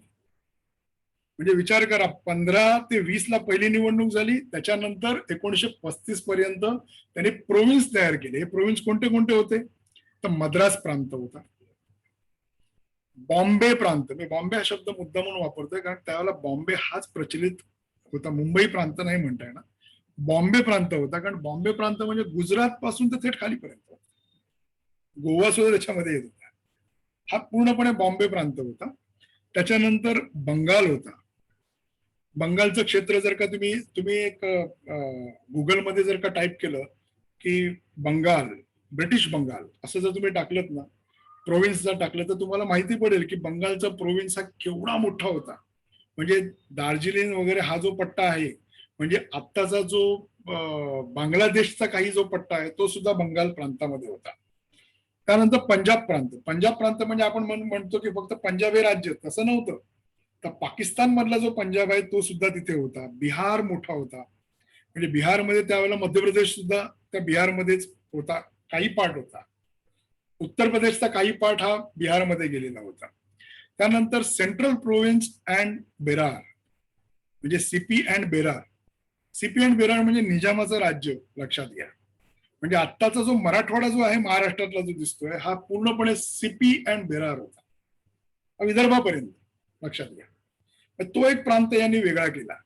त्याच्यानंतर नॉर्थ वेस्ट, मणिपूर, मिझोरम हा संपूर्णपणे त्यांनी ताब्यामध्ये होता. ओरिसा, सिंध, बलुचिस्तान, म्हणजे बलुचिस्तान हा प्रांत सुद्धा तिथे होता. हे प्रोव्हिन्स तयार केले आणि त्या प्रोव्हिन्सचे पंतप्रधान तयार केले. म्हणजे या प्रोव्हिन्सच्या निवडणुका झालेल्या आहेत. म्हणजे मद्रास प्रांतामध्ये सुद्धा प्रमुख झालेला आहे. जसा भारताचा प्रमुख होता, पंतप्रधान होता, तसा मद्रास प्रांताचा पण प्रमुख होता. आणि अशी मिनिस्ट्रियल सिस्टम या 1935 पासून ही सुरू करण्यात आली. आणि त्यावेळेस म्हणजे मी तुम्हाला एक आकडेवारी देतोय की ती आकडेवारी तुम्ही म्हणजे जर ही ऐकलीत तर तुम्ही सुद्धा हे चाट पडाल की हे कशा पद्धतीने झालं. म्हणजे संपूर्ण देशामध्ये हिंदूंचे 70 मतदारसंघ होते, मुसलमानांसाठी 42 मतदारसंघ होते, ख्रिश्चनांसाठी 13 मतदारसंघ होते, पारशांसाठी 5 मतदारसंघ, शिखांसाठी 4 मतदारसंघ आणि बुद्धिस्टांसाठी 2 मतदारसंघ. म्हणजे किती जातीय रचना त्यांनी केली आहे बघा. क्लासिफाईड प्रोफेशनल्स पण त्यांनी मतदारसंघ केले. त्याच्यामध्ये 46 मतदारसंघ हे लॉयर्सचे होते, वकिलांसाठी होते. 42 मतदारसंघ हे लँडलॉर्डसाठी होते, जमीनदारांसाठी होते. आणि हे जास्त मतदारसंघ हे बंगालमध्ये होते. त्यामुळे कम्युनिस्ट चळवळी ज्या सुरू झाल्या त्या बंगालमधून सुरू झालेल्या. 26 जे आहेत ते मर्चंट, ट्रेडर्स आणि बिझनेसमनचे मतदारसंघ होते. मुंबईतले पण काही मतदारसंघ हे तिथे मर्चंट्स मध्ये येत आहेत. रिटायर्ड गव्हर्नमेंट ऑफिसरचे 7 मतदारसंघ, प्रोफेसरचा 1 मतदारसंघ, पॉलिटिकल पेन्शनर्स. पॉलिटिकल पेन्शनर्स म्हणजे कोण, की इंग्रजांचे जे पॉलिटिकल ऑफिसर्स होते ते रिटायर झाल्यानंतर ते पॉलिटिकल पेन्शनर्स. त्यानंतर ग्रोसर्स, बेकरी उद्योगासाठी 1 मतदारसंघ होता, कन्फेक्शनरसाठी. ग्रोसर्स, धान्यवाले, धान्य, किराणा माल यांचे देखील 1 मतदारसंघ होता. आणि 12 मतदारसंघ अनक्लासिफाईड प्रोफेशनल्स होते. म्हणजे ही अशा प्रकारे ही निवडणूक यंत्रणा सन 1935 पासून सुरू झाली. पहिली निवडणूक जी झाली या भारतामध्ये ही भारतामध्ये लक्षात घ्या 1920 साली झाली. हरिसिंग निवडून आले होते आणि इंग्रजांचं एक स्वतःचं व्यक्तिमत्व असलेली एक माणूस असलेला एक होता W.H. विन्सेंट. हरिसिंगांना 46 मतं पडली, 47 मतं पडली आणि विन्सेंटला 46 मतं पडली. केवळ एक मताने हरिसिंग जिंकून आले पहिल्यांदा. आणि त्याच्यानंतर 23 ला सुरू झाली. आणि आज जे नेहरू घराणं जे तुम्हाला आज दिसतंय, म्हणजे राहुल गांधी आहेत, सोनिया गांधी आहेत, प्रियांका गांधी आहेत, इंदिरा गांधी आहेत, राजीव गांधी आहेत, जवाहरलाल नेहरू आहेत. आणि जवाहरलाल नेहरूंचे वडील मोतीलाल नेहरू 1923 साली 38 जागा जिंकून या भारतामध्ये ते विजयी झाले होते. 38 जागा त्यांनी, म्हणजे नॅशनल काँग्रेसच्या त्या जागा आहेत. पण त्यावेळेला त्यांच्या पक्षाचं नाव नॅशनल काँग्रेस नव्हतं. इंडियन नॅशनल काँग्रेस असताना सुद्धा स्वराज्य पार्टीने ही जागा लढवली होती. लक्षात घ्या. म्हणजे या सर्व निवडणुकांमध्ये जी लोक प्रस्थापित होती, ही प्रस्थापित लोक निवडून आलेली आहेत. त्यांना निवडून आणलेलं आहे. कारण उमेदवाराचा जो क्रायटेरिया होता तो प्रस्थापितांचा या कालखंडात होता. आता याचाच मी अजून एक अंश तुम्हाला सांगतो की आज या भारतामध्ये ज्या निवडणुका चालू आहेत, या निवडणुका सुद्धा अशाच प्रस्थापितांना घेऊन सुरू आहेत. लक्षात, हिस्ट्री रिपीट्स. इतिहास हा पुन्हा पुन्हा येतो. लक्षात घ्या. पुन्हा तो आपली जागा दाखवतो. आणि हे असं इथे हे घडलेलं आहे. मोतीलाल नेहरू हे 1923 साली, 1926 साली पुन्हा मोतीलाल नेहरूच निवडून आले. त्यांच्या जागी 38 जागा त्यांना मिळाल्या संपूर्ण भारतामध्ये. आणि मदन मोहन मालवीय हे नाव तुम्ही ऐकलं असेल, हे 1926 साली दुसऱ्या क्रमांकावर होते. त्याच्यानंतर 1930 साली जनरल इलेक्शन झाल्या. पुन्हा हरिसिंग जे होते ते पुन्हा हरिसिंग जिंकून आले. आणि अब्दुल रहमान हे 30 त्यांनी जागा मिळाल्या. म्हणजे मुस्लिम मतदार संघ हे सुद्धा वाढीस लागले होते. लक्षात घ्या. जिनांची ऍक्टिव्हिटी जी आहे ती जिनांची ऍक्टिव्हिटी ही फोर्समध्ये होती. फोर्समध्ये होती म्हणजे ती ऍक्टिव्हिजम मध्ये नव्हती. ती त्यावेळेला सुद्धा ते स्वातंत्र्य सैनिकच होते. भारताच्या स्वातंत्र्याचे ते पाईक होते. लक्षात घ्या. पण त्यानंतर जिनांची भूमिका जी बदलली गेली, ती जिनांची भूमिका 1940 नंतर बदलली गेली. सिमला करार आणि या सर्व गोष्टी झाल्यानंतर हे राजकीय पक्ष कार्यकर्त्यांनी हे समजून घेतलं पाहिजे. हा अभ्यास थोडा आहे, छोटा आहे, पण हा समजून घेतला पाहिजे की मानसिकता कशी आहे बघा. त्या निवडणुकांचा इतिहास कसा आहे बघा. 1930 साली हरिसिंग, त्याच्यानंतर 1934 साली भुलाबाई देसाई, इंदिरा काँग्रेस, इंडियन नॅशनल काँग्रेस, इंदिरा काँग्रेस नाही, इंडियन नॅशनल काँग्रेसने 42 जागा जिंकल्या. आणि आता तुम्हाला मी त्याच्यामध्ये थोडस हे सांगतो, माहिती देतो की आता तुम्ही मध्यंतरी भारताचे अटॉर्नी जनरल होते श्रीहरी अणे, नाव ऐकलं असेल. श्रीहरी अणेंचे आजोबा जे आहेत माधवराव अणे, हे त्यावेळेला यांनी राष्ट्रीय काँग्रेसमधून एक वेगळी काँग्रेस त्यांनी स्थापन केली होती. आणि श्रीहरी अणेंना त्यावेळेला माधवराव श्रीहरी अणे, त्यांचं नाव असंच होतं, माधवराव श्रीहरी अणे. आणि माधवराव श्रीहरी अणेंना त्यावेळेला 12 जागा मिळाल्या होत्या. हा उल्लेख का सांगायचा होता, कारण श्रीहरी अणे आता ज्यांनी विदर्भाचा पुरस्कार करतायत, त्या विदर्भाच्या पुरस्कर्त्यांचा इतिहास काय आहे हे तुम्हाला मी सांगण्याचा आज माहिती दिली, रेफरन्स दिलेला आहे. 1934 नंतर 1945 पर्यंत निवडणुका झाल्या नाहीत या देशामध्ये.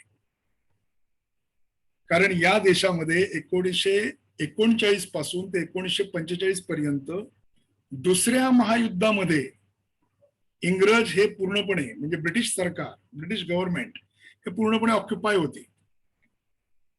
आणि तो जो लॉसेस होता, तो लॉसेस का भयंकर होता, कारण जर का स्वातंत्र्याचा जर का पुरस्कार करून, कारण त्यांना समजलं होतं तोपर्यंत की आता स्वातंत्र्य हे त्यांना द्यावंच लागेल, भारतीयांना स्वातंत्र्य हे द्यावंच लागेल.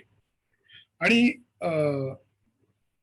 इंटरेस्टिंग गोष्ट अशी आहे की 1945 साली ते स्वातंत्र्य देण्याकरता त्यांची तयारी, मानसिकता ती तयार झाली होती. त्यानंतर फाळणीच्या संदर्भातले कमिशन आले, तो इतिहास वेगळा आहे. पण मी निवडणुकीच्या इतिहासावर बोलत असताना इंग्रजांना भारतीय सैन्य मोठ्या प्रमाणावरती दुसऱ्या महायुद्धामध्ये लागलं होतं. जर आताच जर का आम्ही यांना जर का स्वातंत्र्याबद्दल जर का कामकाज सुरू केलं तर हे सैन्य आम्हाला इथे मिळणार नाही वापरायला, हे इंग्रजांना पक्क ठाऊक होतं. लक्षात घ्या. आणि त्यानंतर 1945 सालची जी निवडणूक झाली, ही निवडणूक खऱ्या अर्थानं फाळणीची निवडणूक झाली. कारण त्या निवडणुकीच्या कालखंडामध्ये भारत आणि पाकिस्तान याची मागणी मोठ्या प्रमाणामध्ये जोर धरायला लागली, फाळणीची मागणी जोर धरायला लागली. आणि पार्टिशन कशा पद्धतीने करावं याचे आराखडे याच कालखंडात झाले, 45च्या कालखंडात झाले. आणि 45च्या कालखंडाची निवडणूक, ही जनरल निवडणूक जी झाली, ही जनरल निवडणूक कोणाच्या नेतृत्वाखाली लढवली गेली कल्पना आहे का तुम्हाला? तर ही लढवली गेली नेताजी सुभाषचंद्र बोस यांच्या नेतृत्वाखाली. म्हणजे नेताजी सुभाषचंद्र बोस यांना त्यावेळेला 59 उमेदवार निवडून आले होते इंदिरा काँग्रेस, INCचे, इंडियन नॅशनल काँग्रेसचे. आणि त्यांच्या अगेन्स्ट होते मोहम्मद अली जिना. त्यांचे त्यावेळेला 30 उमेदवार निवडून आले होते. लक्षात. पूर्ण पंजाब सिंध प्रांत जो आहे हा जिनांकडे होता. हैदराबादचा थोडासा पार्ट जिनांकडे होता. परंतु 1920 सालापासून ते 1945 सालापर्यंत एकाही प्रिन्सी स्टेटने, म्हणजे जिथे राजाची राजवट होती, जिथे संस्थानं होती, त्या एकाही संस्थानांनी या संपूर्ण निवडणूक प्रक्रियेमध्ये भाग घेतला नाही. बलुचिस्तानने भाग घेतला नाही, कारण बलुचिस्तान हा इंग्रजांनी त्यावेळेला केलेलं क्रिएशन आहे. आत्ताचं जे पाकिस्तानचं जे बलुचिस्तान जो क्रिएशन आहे ना, हे त्यावेळेला इंग्रजांनी त्यांना सुद्धा तिकडे त्यांच्या गळ्यात ते लोढणं टाकून दिलेलं आहे. लक्षात घ्या. तो देखील त्यांच्या स्वातंत्र्याचा जो प्रश्न जो आहे तो इंग्रजांच्या काळापासूनचा आहे. म्हणजे ही संपूर्ण मानसिकता जर समजून घेतली तर भारतामध्ये लोकशाहीला पूरक असलेली कुठलीच घटना ही 1945 सालापर्यंत झाली नाही. परंतु निवडणुकांच्या प्रक्रियेला एक चांगली सुरुवात, एक सकारात्मक सुरुवात या 2020 ते 2045 या कालावधीमध्ये झाली. या संपूर्ण निवडणुकांचा जर का इतिहास पाहिला तर त्या इतिहासामध्ये, म्हणजे मी स्वातंत्र्यपूर्व निवडणुकांचा इतिहास सांगतोय आत्ता, तर या निवडणुकांचा जर इतिहास पाहिला तर या निवडणुकांवरती संपूर्णपणे अंमल जो होता तो ब्रिटिश सरकारचा होता. आणि ब्रिटिश सरकारने भारतीयांच्या मानसिकतेचा अभ्यास केला होता. डिवाइड अँड रूल या पॉलिसीवरती ब्रिटिश सरकार ज्या वेळेला काम करत होतं त्यावेळेला हा देश किती जातींमध्ये विभागला जाईल, हा देश किती वर्गांमध्ये विभागला जाईल, हा देश किती प्रोव्हिन्समध्ये विभागला जाईल, विभाजन केलं जाईल, या विभाजनावरती प्रॉपर काम जे आहे हे प्रॉपर काम ब्रिटिशांनी केलं. लक्षात घ्या. हा जो इतिहास मी तुम्हाला का सांगतोय, कारण तेच काम यानंतर भारतीय ब्रिटिशांनी केलं. मग ती ब्युरोक्रेसी असो किंवा आतापर्यंतचे असलेले कधी 1 मतदारसंघ, कधी 4 मतदारसंघ, 4चा प्रभाग, कधी 2चा प्रभाग, या सर्व गोष्टी ज्या आहेत या कायद्याचा एक विशिष्ट आधार घेऊन त्या करण्यात आलेल्या लोकशाहीच्या दिलेल्या अधिकारांचा गैरवापर करून करण्यात आलेल्या या सर्व घटना आहेत. निवडणूक पूर्व काळामध्ये ज्या वेळेला शेवटची निवडणूक जी झाली, म्हणजे शेवटची निवडणूक ही 1945 साली झाली. 1945 साली निवडणूक झाल्यानंतर त्याच वेळेला 2 भाग झालेले होते. ऑलरेडी भारतामध्ये 2 गट निर्माण झालेले होते. त्यातला एक गट जो होता मोहम्मद जिनांच्या मार्गदर्शनाखाली चालत होता आणि दुसरा इंदिरा काँग्रेस, आपलं INC, इंडियन नॅशनल काँग्रेसच्या माध्यमातून तो चालत होता. या सर्व घटनांमध्ये भारतीयांना, आता दक्षिणेतलं राजकारण त्यावेळेला वेगळं होतं. म्हणजे त्यावेळेस या संपूर्ण कालखंडामध्ये इंडियन नॅशनल काँग्रेसमध्ये दक्षिणेतली सत्ता नव्हत्या. दक्षिणेमध्ये प्रिन्सी स्टेट जास्त प्रमाणामध्ये होते आणि अशा वेळेला तिथून काही राजकीय नेतृत्व तयार झाली, ही 1947 नंतर तयार झाली. आता तुम्ही म्हणाल की जे आपल्याला जे दिसत होते, जे नेते मंडळी दिसत होती, ते स्वातंत्र्य संग्रामात होती, मग त्यांनी निवडणुकीसाठी आग्रह का केला नाही? तुमच्यासारखा माझ्या मनामध्ये पण तो प्रश्न आहे. जर आपण निवडणुकीसाठी जर का समजा स्वातंत्र्याबरोबर आपला आग्रह 1920 पासून जर का प्रजासत्ताक संसदीय निवडणुकीसाठी झाला असता, तर आज चित्र वेगळं असतं. हे सांगण्यामागचा हा उद्देश एक आहे की या निवडणुकांचा जर अभ्यास केला तर असं जाणवतं की यांना कुठल्याही इलेक्टोरल डेमोक्रेसीमध्ये यांना कुणालाही विश्वास नव्हता. लक्षात, सुभाषचंद्र बोस यांना देखील एक कॅप्चर म्हणजे त्यांना तो एक पूर्णपणे कॅप्चर करायचं होतं. ते पूर्णपणे ताकद लावून त्यांना ते करायचं होतं. ते मत नेहरूंचं नव्हतं, ते मत गांधींचं नव्हतं. रानडेंची जी भूमिका होती ती रानडेंची भूमिका इथे नव्हती. या सर्व भूमिकांचा जर अभ्यास केला तर आपल्याला असं दिसतं की इलेक्टोरल मेरिट वरती फक्त 2 घराण्यांनी कामं केली. त्याच्यामध्ये हे मोतीलाल नेहरूंचं जे संपूर्णपणे जे आहे, हा जो कमांड जो दिसतोय, परंतु त्याला अपोजिशन असलेला कुठलाही स्टँडर्ड त्यावेळेला तयार झाला नव्हता. आणि जो स्टँडर्ड तयार झाला होता त्यांनी वेगळा देश केला. त्यांनी एक वेगळ्या देशाची निर्मिती केली. ती आग्रही मागणी होती. कारण एक फायदा मात्र झाला बॅरिस्टर जिनांचा, की त्यांना जे मिळालेलं जे मताधिक्य होतं ते मताधिक्य प्रचंड होतं. म्हणजे हिंदू असलेल्या प्रोव्हिन्समध्ये सुद्धा त्यांना मताधिक्य होतं. काही ठिकाणी त्यांच्या विद्वत्तेवरती त्यांना मिळालेलं होतं. हे सुद्धा सगळ्यांना ऍडमिट करावं लागेल. आणि त्यावरती त्यांनी तो वेगळ्या देशाची त्यांनी मागणी केली. लक्षात घ्या, म्हणजे इलेक्टोरल मेरिट वरती देशाची मागणी करण्याकरता भारतातले कुणी आग्रही नव्हते, परंतु इलेक्टोरल मेरिट वरती एक वेगळ्या देशाची मागणी करण्याकरता जिना हे आग्रही होते. तसे काही दस्तऐवज आहेत, तशा काही एव्हिडन्सेस आहेत. त्या एव्हिडन्सेस वरून असं समजतं की त्यांनी एक प्लान केला होता की यस, मला हे प्रोव्हिन्स जिंकायचंय आणि इथे माझी ही सत्ता असली पाहिजे. त्यांच्या नंतर त्या सत्तेचं काय झालं तो त्यांच्या देशाचा प्रश्न आहे.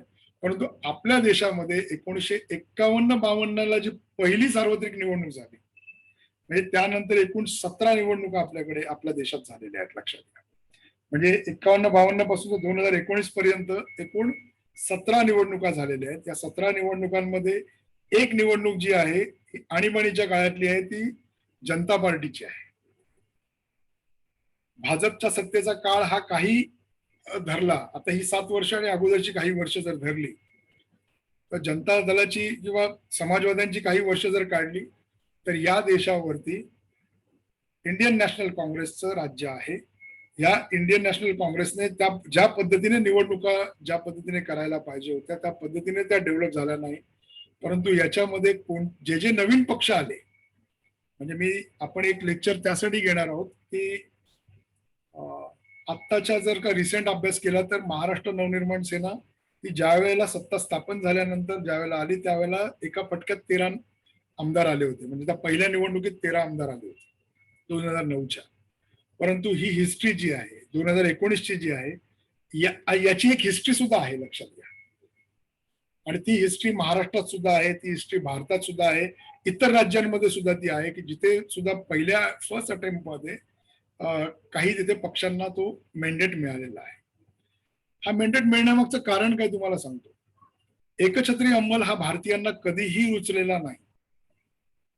म्हणजे याच्या अगोदर आतापर्यंत जेवढी पण अतिक्रमणं झालेली आहेत, आक्रमणं झालेली आहेत, यातला कुठलाही एकछत्री अंमल हा भारतीयांनी काही शतकं टिकून दिला असेल मॅक्स टू मॅक्स, पण त्याच्या पुढे टिकू दिलेला नाहीये. उठाव जो आहे तो आतून झालेला आहे किंवा येणाऱ्या फोर्सला इथे पॉवर इथून जनरेट केली गेलेली. पण दुर्दैवानं मोठा कालखंड जो आहे या 70 वर्षाच्या कालखंडापैकी साधारणपणे 75% कालावधी जो आहे हा इंडियन नॅशनल काँग्रेसच्या अंडर होता. आणि त्या निवडणुकीच्या याच्यावरती त्यांनी इतर जे छोटी छोटी हे जे आहेत पक्ष जे आहेत त्या पक्षांना कशा पद्धतीनं हे केलं, म्हणजे कशा पद्धतीने ही आरक्षणं आणली. आता आरक्षणांचे विषय जेव्हा निघतात त्या आरक्षणांच्या म्हणजे मतदारसंघाच्या आरक्षणांवरती जर बोलायचं झालं तर त्यानंतरची जी आरक्षण आहेत त्या आरक्षणाला तेवढेच कारणीभूत सुद्धा काही पक्ष आहेत जे प्रस्थापित होते आणि त्यांचे जे काउंटर इफेक्ट्स आहेत ते आज आपण भोगतोय, लक्षात घ्या. त्यामुळे एक ट्रान्सपरन्सी असणार एक यंत्रणा ही अद्यापही भारतीयांना मिळाली नाही. निवडणूक आयोग जो आहे त्या निवडणूक आयोग बद्दल आपण एक लेक्चर घेतलं सुद्धा होतं आणि अभ्यासक्रमामध्ये सुद्धा आपण ते घेतलं होतं. निवडणूक आयोगाचं एक लेक्चर घेतलं होतं पूर्णपणे, की निवडणूक आयोगाच्या भूमिका, निवडणूक आयोगाची स्थापना, निवडणूक आयोगाची कार्य, निवडणूक आयोगाने आतापर्यंत केलेल्या लँडमार्क गोष्टी, ह्या सगळ्या जरी असल्या तरी भारताच्या राजकारणाला निवडणुकांचा जो इतिहास आहे हा निवडणुकांचा इतिहास जो स्वातंत्र्यपूर्व काळातला आहे तीच हुकुमशाही तुम्हाला आज दिसेल. हे मतदारसंघ तयार करणं, मतदारसंघांवरचा कंट्रोल करणं, मतदारसंघांना एक व्यवस्थित म्हणजे त्यावेळेला तर जातीय होतं, आता ती जात आहे परंतु ते पोट जातींमध्ये विभागलेली आहे. म्हणजे इथे हिंदूंमधल्या पण पोट जातींना पण त्या पद्धतीने म्हणजे जातीच्या हे जे राजकारण 1951 पासून आतापर्यंत जे काही निवडणुकांचं चालत आलेलं आहे ही हिस्ट्री जी आहे ही दोन गोष्टींवरती ही चाललेली आहे. एक म्हणजे संवेदना आणि दुसरी म्हणजे जात. या दोन गोष्टींवरतीच या भारतीय निवडणुकांचा एक आलेख आहे. हा बदलण्याचा प्रयत्न यंदा या 5-7 वर्षापूर्वी झाला. विकासाचा एक पॅटर्न घेऊन झाला. लोकांना वाटलं की काहीतरी एक वेगळं असेल, परंतु ते विकासाचं पॅटर्न सुद्धा त्या पद्धतीने तेवढं काही लोकांना दिसलं नाही.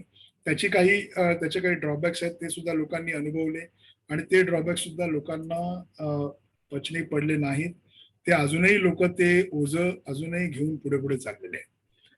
आजचा हा संपूर्ण निवडणुकांचा जो कालावधी आहे, निवडणुकांच्या इतिहासाच्या संदर्भातली तुम्हाला मी माहिती दिलेली आहे.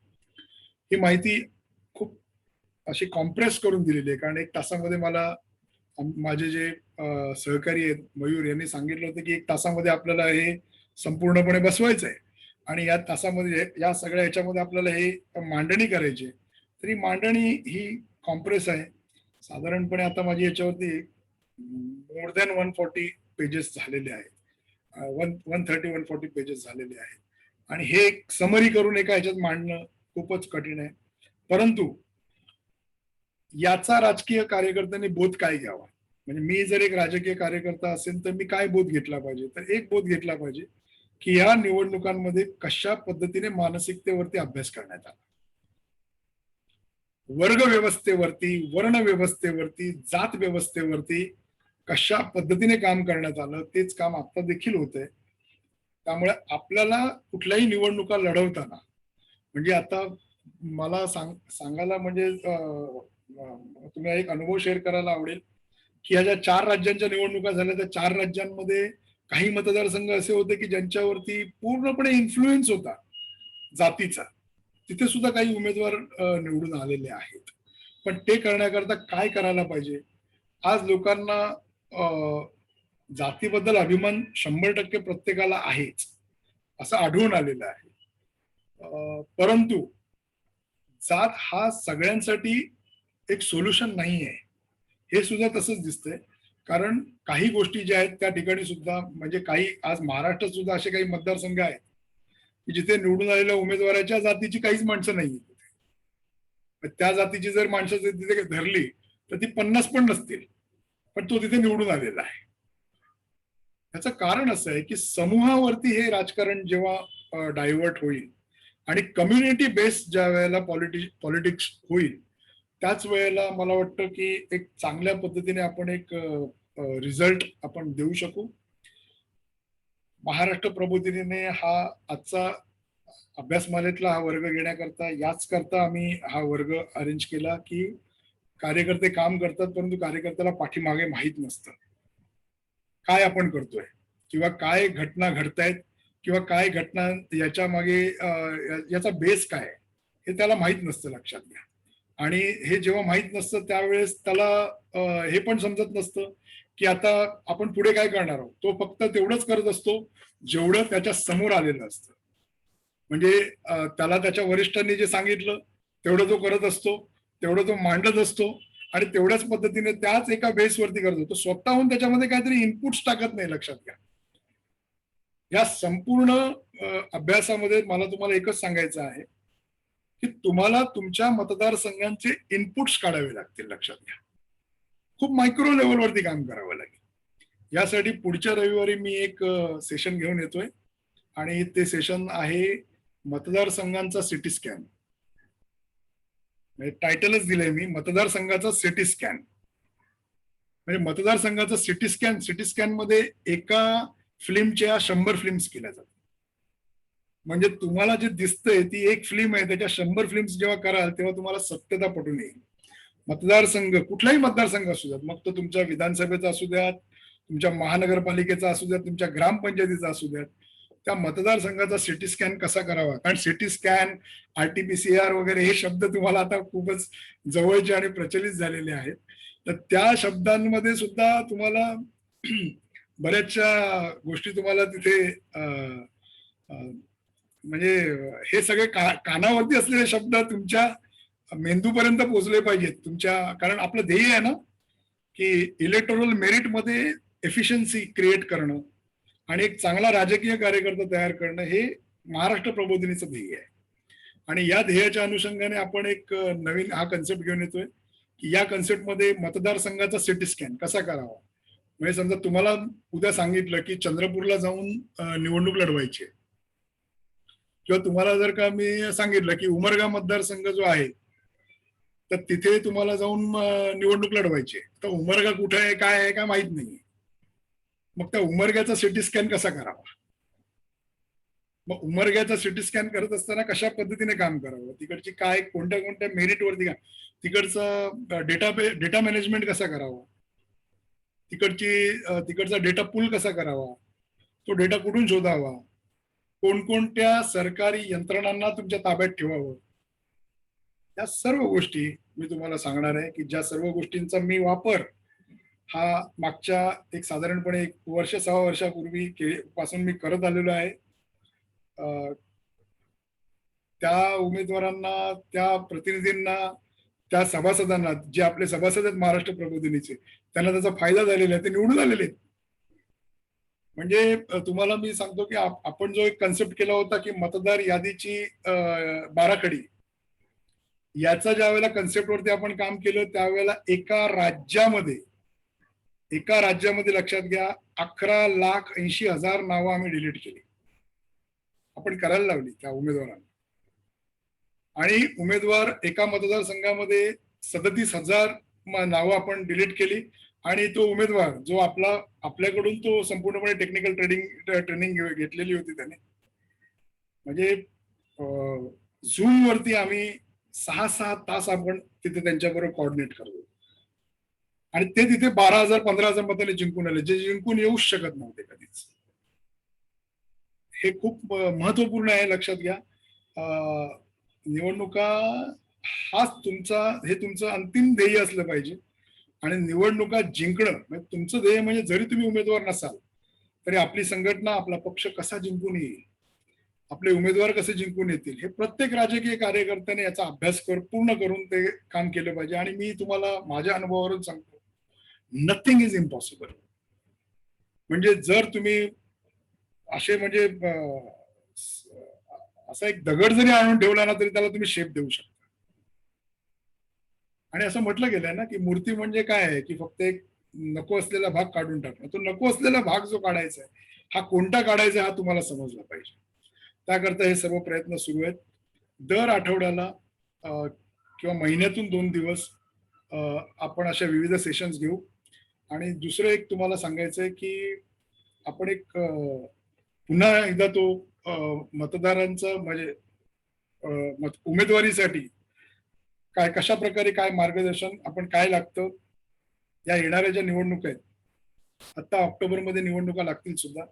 ज्या निवडणुका आता ज्या प्रलंबित महानगरपालिका त्यांच्या निवडणुका ह्या ऑगस्ट ते ऑक्टोबरच्या मध्ये लागतील. आणि त्यावेळेला काय करायला पाहिजे ते सुद्धा आपण बोलू. बऱ्याच माझे सहकारी, माझ्या सांगलीतले सहकारी, आमच्या शेजारच्या माझ्या जिल्ह्यातले भाऊसाहेब पाटील इथे आहेत. भाऊसाहेब पाटलांनी सुद्धा मला मागे प्रश्न विचारला होता की साहेब ओबीसी आरक्षणाच्या संदर्भामध्ये काय आहे, अजूनही कार्यकर्त्यांमध्ये बरेचसे संभ्रम आहेत, काय आहेत. भाऊसाहेब, त्या ओबीसीच्या संदर्भामध्ये सुद्धा मी एक त्या संपूर्ण परिपत्रक, हायकोर्टाची ऑर्डर, हायकोर्टाचे डायरेक्टिव्ह काय आलेले आहेत, त्यावरती आता राज्य सरकार काय करते, आता या स्टेजला काल पण एक डेव्हलपमेंट झाली त्याच्यामध्ये. राज्य सरकारने रिव्ह्यू पिटिशन मध्ये चुका केलेल्या आहेत. म्हणजे मार्च महिन्यामध्ये ज्या वेळेला ही ऑर्डर आली, त्या ऑर्डर नंतर रिव्ह्यू पिटिशन आता फाईल करताना सुद्धा त्यांनी 2-3 त्रुटी ठेवल्या. काल त्याच्या संदर्भात काही गोष्टी झालेल्या आहेत. त्या गोष्टींमध्ये म्हणजे त्या काही सजेशन्स हे मी देखील तिकडे मेन्शन केलेले आहेत. हे देखील मी तुम्हाला सगळ्यांना सांगेन. जे ओबीसी कॅटेगरी मधले आहेत, कॅन्डिडेटचर आहेत, त्यांनी आत्तापासून तुमचे कास्ट सर्टिफिकेट्स वगैरे सर्व रेडी करा. ओबीसी आरक्षण हे 100% तुम्हाला त्या पद्धतीने दिलं जाईल, परंतु कोर्टाच्या निकषांवरती दिलं जाईल, त्या याच्यावरती मेरिटवरती दिलं जाईल. 51-50% पुढे आरक्षण जाण्याच्या संदर्भामध्ये इंदिरा साहनींच्या ज्या केसमध्ये जे झालेलं आहे, त्या केसचा आधार घेऊन या पुढच्या गोष्टी आहेत. चुका झालेल्या आहेत.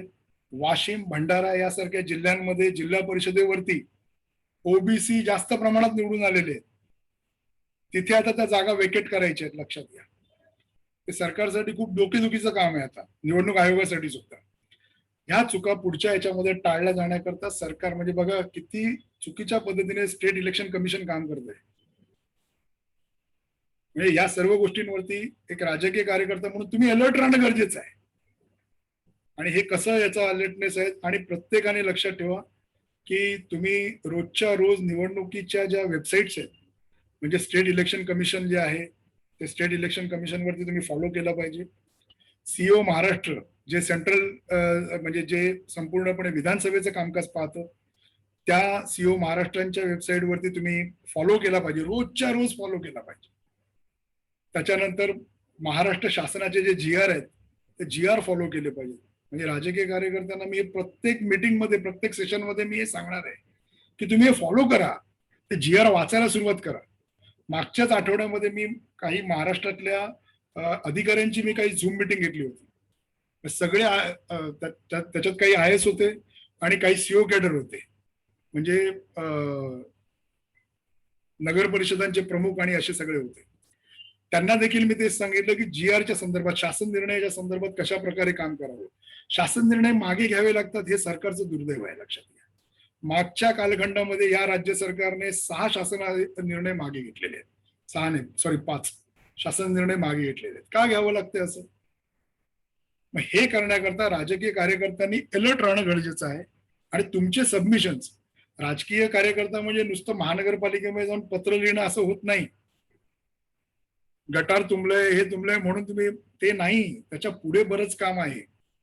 तुमचं तिथे कोऑर्डिनेशन झालं पाहिजे. तुम्ही तुमच्या मतदारसंघामध्ये, मग ग्रामपंचायतीमध्ये सुद्धा तुम्ही मंत्रालयामध्ये पत्रव्यवहार केले पाहिजे डेस्क ऑफिसरला. मग ते ग्रामविकासच्या अंतर्गत कुठले, तो एक आपण सेशन घेऊ की ग्रामविकासच्या अंतर्गत कुठल्या कुठल्या डेस्क वरती काय काय येतं, नगर विकासच्या अंतर्गत कुठल्या कुठल्या डेस्क वरती काय येतं, म्हणजे नवी 27 काय करतो, नवी 28 काय करतो, नवी 29 काय करतो, कुठली महापालिका कोणाच्या अंडर आहे, ते ऑफिसर्स कोण कोण आहेत, त्यांची नावं काय काय आहेत, या सगळ्या गोष्टी तुम्हाला समजावून सांगायच्या आहेत. म्हणून थोडा राजकारणाचा आवाका थोडासा मोठा करा. ते पॅकेट्स वगैरे वाटणं विटणं हे सगळं चालू राहीलच, पण ते वाटण्याच्या बरोबर, ती मदत करण्याच्या बरोबर तुमची एक जबाबदारी सुद्धा आहे. ती जबाबदारी म्हणजे आपण किती आपलं मॉड्यूल किती आपल्याला एक्सपांड करता येईल, किती ते वाढवता येईल, त्याच्यावरती सुद्धा तुमचं काम झालं पाहिजे. निवडणुकीच्या इतिहासाच्या संदर्भातली माहिती मी थोडक्यात तुमच्या समोर मांडली. महाराष्ट्र प्रबोधिनीच्या मयूर बागुल यांनी आम्हाला जी संधी दिली त्याबद्दल मी मयूर खरंच आभारी आहे. आणि पुढचं जे आहे ते लवकरच तुम्हाला कळवलं जाईल. महाराष्ट्र प्रबोधिनीची वेबसाईट जरूर तुम्ही www.maharashtraprabodhini.com या वेबसाईटला तुम्ही जरूर भेट द्या. तिथे सदस्य व्हा. सदस्यत्वाचं तुम्ही फॉर्म अर्ज भरा. सदस्य विनामूल्य आहे. त्या ज्या काही अपडेट्स आहेत त्या सर्व अपडेट्स तुम्हाला दिल्या जातील. नवीन नवीन गोष्टी तुम्हाला सांगितल्या जातील आणि तुम्हाला अपडेट आणि अपग्रेड कार्यकर्ता तयार करण्याकरता महाराष्ट्र प्रबोधिनी हे वचनबद्ध आहे.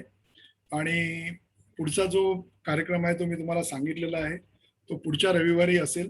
मतदार पुढच्या रविवारी किंवा त्याच्या पुढच्या रविवारी तर एक सेगमेंटवरती आपण काम करतोय आणि त्याच्यावरती सुद्धा मी काम करेन. दुसरं एक तुम्हाला मी सांगतो की या महाराष्ट्रामध्ये 4 राजकीय कार्यकर्ते असे आहेत त्यातले 3 राजकीय कार्यकर्ते विविध पक्षांचे आहेत की ज्यांनी कोविडवरती खूप अप्रतिम काम केलेलं आहे. सरकारबरोबर, प्रशासनाबरोबर, कोविड मॅनेजमेंट पॉलिसीवरती त्यांनी काम केलेलं आहे. तर मला खरंच आनंद वाटला जेव्हा हे राजकीय कार्यकर्ते ज्यावेळेला अशा पद्धतीने कार्यकर्ते आहेत ना, सिंपल कार्यकर्ते आहेत, कोणी नेते मिते नाहीयेत, म्हणजे महाराष्ट्र शासनाच्या कोविड पॉलिसीवरती ते काम करतात. लक्षात घ्या, हे तुमचे जे इनपुट्स आहेत ना, हे इनपुट जर आले तर मला असं वाटतं की शासन तुम्हाला वेलकम करायला तयार आहे. आणि मंत्रालयामध्ये तुमचं आता मंत्रालय सुरू जेव्हा होईल तेव्हा प्रत्येकाचा वावर हा तिकडे झालाच पाहिजे. तुमचे प्रश्न तुम्ही मंत्रालयापर्यंत नेले पाहिजेत. मंत्रालय हे तुमचं देवस्थान झालं पाहिजे. लक्षात घ्या. आजच्या या मीटिंगला तुम्ही सगळेजण या अभ्यासमालेला तुम्ही सर्वजण जे अतिशय शांतपणे मी बघतोय प्रत्येक जण एकदम सिरियसली ऐकतोय. खूप बरं वाटलं. बऱ्याच दिवसानंतर तुमच्याशी मला हा योग जुळला. धन्यवाद. आता तुम्हाला काही प्रश्न असतील तर मला मात्र जरूर विचारा. कोणी पाठवलेत का प्रश्न? तर विचारू शकता. एकेकाने फक्त मयूर यांना हे करून ते विचारून घ्या. प्रश्न असतील तर आपला ऑडिओ हा सुरू करा एकेकाने. आणि जर ऑडिओला प्रॉब्लेम असेल तर चॅट बॉक्स मध्ये जरी लिहिलं पण तरी मी सरांपर्यंत पोहोचवेल ते. जयंत दांडेकरांना प्रश्न विचारायचा. दांडेकर आहेत का लाईन वरती? आहेत. या त्यांना.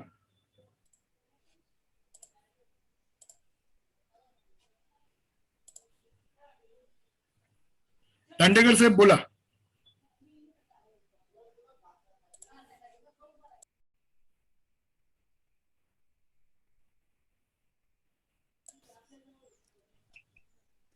इथं दिसतायत ते पण माहिती. बरं, हरकत नाही. दुसरं कोणाला काय विचारायचंय का?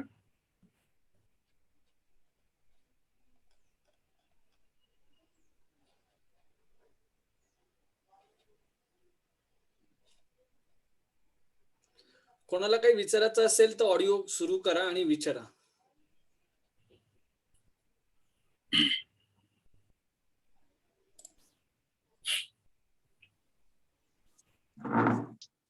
हॅलो. हो बोला. आता जे महापालिकांमधील आरक्षण रद्द करण्यात आलेलं आहे, जाती आरक्षण स्थानिक स्वराज्य संस्थांमध्ये, म्हणजे ते आता मगाशी ओबीसीचं जे मी बोललो ते ना, सागर तू? हा बरोबर. ते परत चालू होईल आरक्षण. हा, अजून त्याच्यावरती शासनाचं काम चालू आहे. शासन निर्णय अजून त्या कोर्ट ऑर्डरवरती अजूनपर्यंत शासन करायला धजावत नाहीये. त्यांच्या त्या चुका त्यांना समजलेल्या आहेत. परंतु ओबीसी आरक्षण जे आहे ते 100% राहील. परंतु त्या ओबीसी आरक्षणामध्ये रिव्हिजन येईल आता. आणि ते रिव्हिजन येऊन आता थोडस ते डिफिकल्ट होत आहे. कारण एससी आणि एसटीचा जो स्लॉट आहे तो तुम्ही हलवू शकत नाही. लक्षात घ्या. आणि ते रिझर्वेशन हे मॅन्डेटरी रिझर्वेशन आहे. आणि मॅन्डेटरी रिझर्वेशन तुम्हाला मूव्ह करता येत नाही किंवा त्याच्यामध्ये काही समरी करता येत नाही. सर्वात मोठी चूक काय झाली माहितीये का, की आपण जातीवरती सगळेजण भांडत राहिलो. परंतु या ओबीसी ज्या इतर मागासवर्गीय जाती आहेत त्या जातींचं अजूनपर्यंत सर्वेक्षणच झालेलं नाहीये. सर्वेक्षण महाराष्ट्रात पूर्ण नाही झालेलं आहे. केंद्राची जबाबदारी आहे ती, केंद्राने करायला पाहिजे, पण अजूनपर्यंत केलेलं नाहीये. परवाच आता मला माझं यांच्याबरोबर पण बोलणं झालं, आमच्या नार्वेकर साहेबांबरोबर. नार्वेकर साहेब आहेत ना आता? हा, नार्वेकर साहेबांबरोबर माझं बोलणं झालं की आता ज्या आरक्षणाची जी डिलिमिटेशन्स आहेत ती हलवायची का?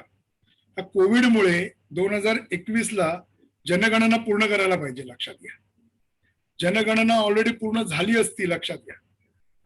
अजूनपर्यंत प्रशासन एवढं ढिम्या पद्धतीने काम करतंय ना, ती जनगणना नसल्यामुळे ते जुने डिलिमिटेशन आता वापरावे लागते. 2011च्या माध्यमातून मतदारसंघ तयार केले जाणार आहेत. याच्यासाठी दुर्दैव नाही आपलं. ओबीसीच्या संदर्भातला, नाव कम टू द पॉइंट, ओबीसीच्या संदर्भामध्ये आता शासनाचं आता सर्वे म्हणजे मागासवर्ग आयोग याची स्थापना करून त्याचा सर्वे संपूर्णपणे कंप्लीट करण्याच्या संदर्भामध्ये ते प्रयत्नशील आहेत. ते प्रयत्न करतायत आणि ते प्रयत्न करून त्यानंतर हे सगळं होईल. पण असं मला वाटतं की तोपर्यंत ही निवडणूक मुंबई महापालिका, ठाणे, नाशिक, पुणे ही महापालिका निघून जाईल. त्याचं आरक्षण 50%च्या आतमध्ये ठेवण्याकरता GR काढला जाईल आणि त्या पद्धतीने तो लेआउट तयार केला जाईल.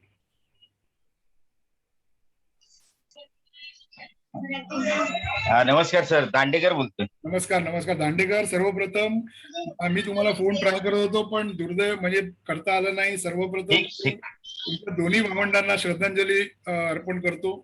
हा हा त्यांचं या कोविडमध्ये जे निधन झालं दोघांचं त्याबद्दल खरंच मला खूप दुःख झालं. हा हा. तुम्ही सार्वजनिक क्षेत्रात काम करत असताना तुम्ही सुद्धा स्वतःची काळजी जरा जास्त घ्यावी. Yes sir.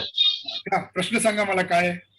आपल्या निवडणुकीच्या संदर्भात आपण आता जे दोन हे सांगितले मुद्दे, की जे आपले निवडणूक आयोग आहेत त्यांच्या सगळ्या लिंक किंवा त्यांचे जे हे आहेत ते आपल्याला मिळू शकतील का? मी तुम्हाला सर्वांना आज महाराष्ट्र प्रबोधिनीचे जे सदस्य आहेत ज्यांनी जी. महाराष्ट्र प्रबोधिनीचा फॉर्म भरला नसेल त्यांनी जरूर करा, जेणेकरून तुम्हाला आपोआप बाय डिफॉल्ट त्या सर्व लिंक राहतील. जी. आता स्टेट इलेक्शन कमिशन, महाराष्ट्र आणि महाराष्ट्र शासनाच्या लिंक्स तुम्हाला आता फॉरवर्ड करतो, त्या तुम्ही स्टोअर करून ठेवा. तुम्ही आणि ज्या नवीन अपडेट्स येत जातील त्या सुद्धा आम्ही तुम्हाला अपडेट देत जाऊ. जी सर. जी सर. थँक्यू. सतीश काय विचारतोय? सतीश मोहन सिंग चव्हाण. सतीश विचारा.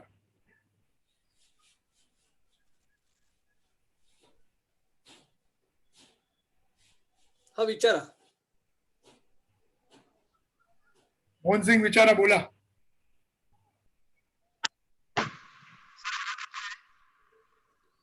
नाही आवाज येत नाहीये.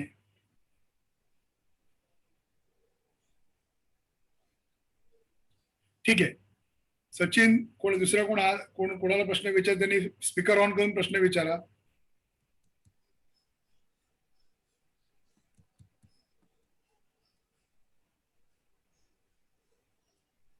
सचिन, सतीशजी.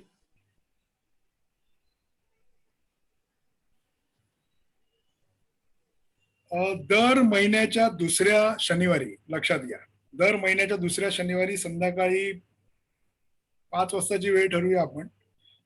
एक आपलं ओपन डेस्क सेशन असेल.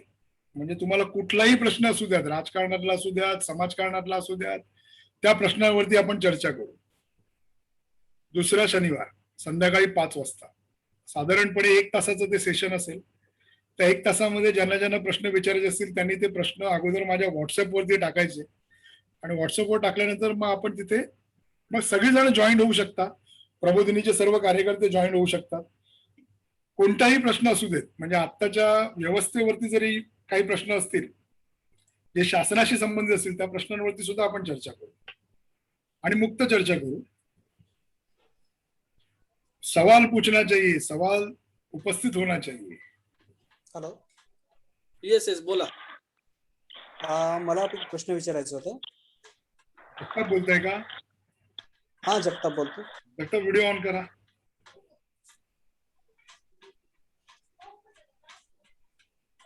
हॅलो. बोला जगताप. हा सर, येत्या ऑक्टोबर नोव्हेंबर मध्ये महाराष्ट्रातील बऱ्याचशा नगर परिषदांच्या निवडणुका पण आहेत. तर ज्या राहिलेल्या 5 जिल्ह्यांच्या महानगरपालिकाच्या निवडणुका आणि या नगर परिषदेच्या निवडणुका एकत्र होण्याची काही शक्यता आहे का? आता बघा, कोविड वेव्ह 3 वरती आता काम चालू आहे.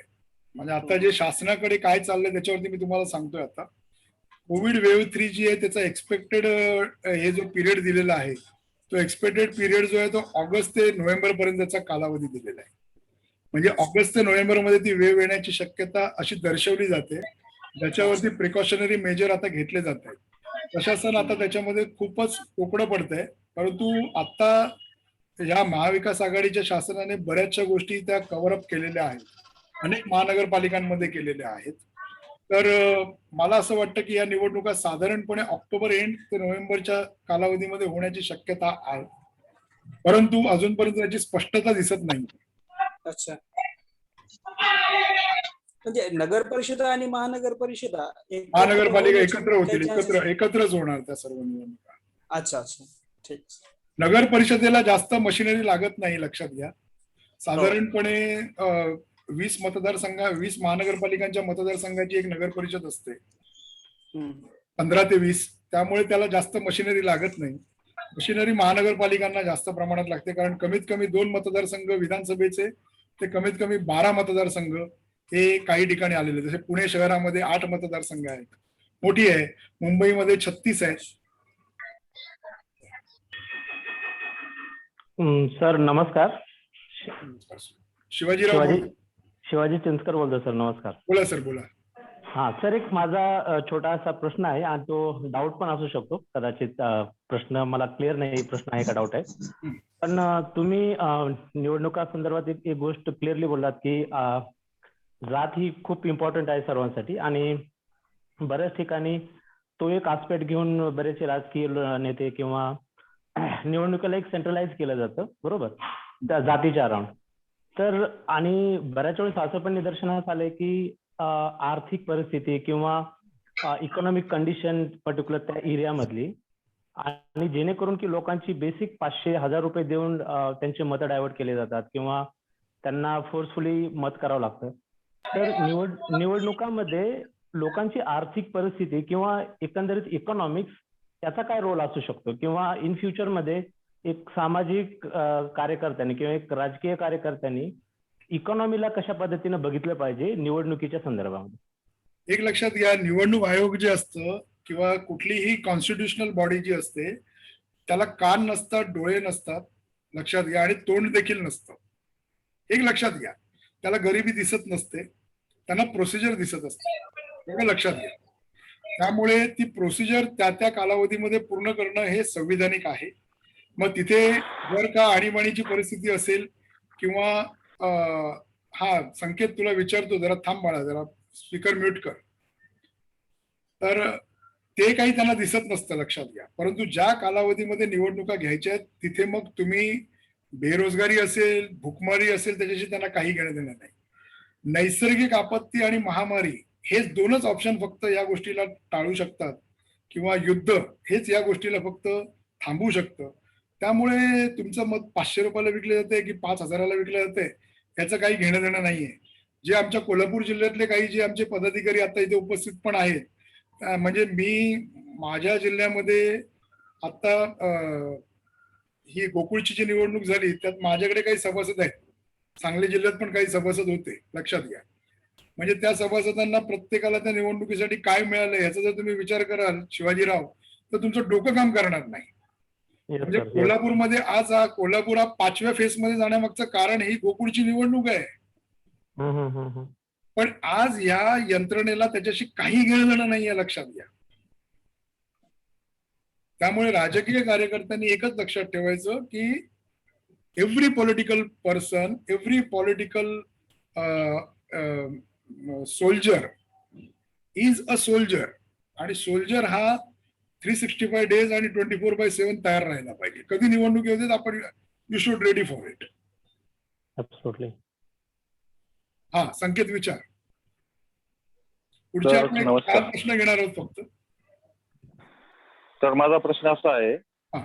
आपण जो आता 1 तास आपण अभ्यास केला भारतीय निवडणुकांचा, त्याच्यातून आपल्याला असं दिसून येतंय की स्वातंत्र्यपूर्व काळापासून आतापर्यंत जातीय समीकरणावरच निवडणुका चालत आलेल्या आहेत, मग त्या ग्रामीण भागातल्या असो किंवा शहरी भागातल्या. तर जर काही असं आपण एकीकडे जातपात मानत नाही, पण हीच शेवटपर्यंत भारतीय इतिहासांची म्हणजे निवडणुकांचा इतिहास राहणार आहे का? असतात त्याच्यामध्ये बदल करण्यासाठी आपण काय करू?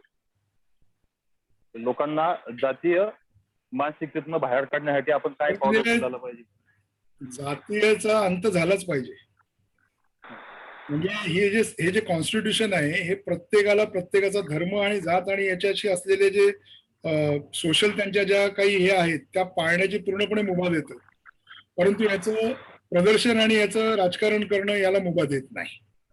त्यामुळे या सर्व गोष्टीतून जर का बाहेर जायचं असेल तर जास्तीत जास्त समाजाला साक्षर करावा लागेल, समाजाला त्या पद्धतीने मांडणी करून सांगावी लागेल, आणि त्याकरता तुझ्या माझ्यासारखे कार्यकर्ते खाली उतरले पाहिजेत. कळलं का?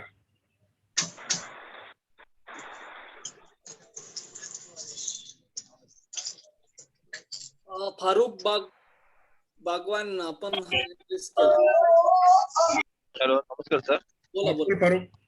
हा सर, माझा प्रश्न असा होता की आता येणाऱ्या मुंबई महानगरपालिकेमध्ये असं ऐकण्यात येते की मुंबई महानगरपालिकेची वॉर्ड रचना ही बदलणार आहे.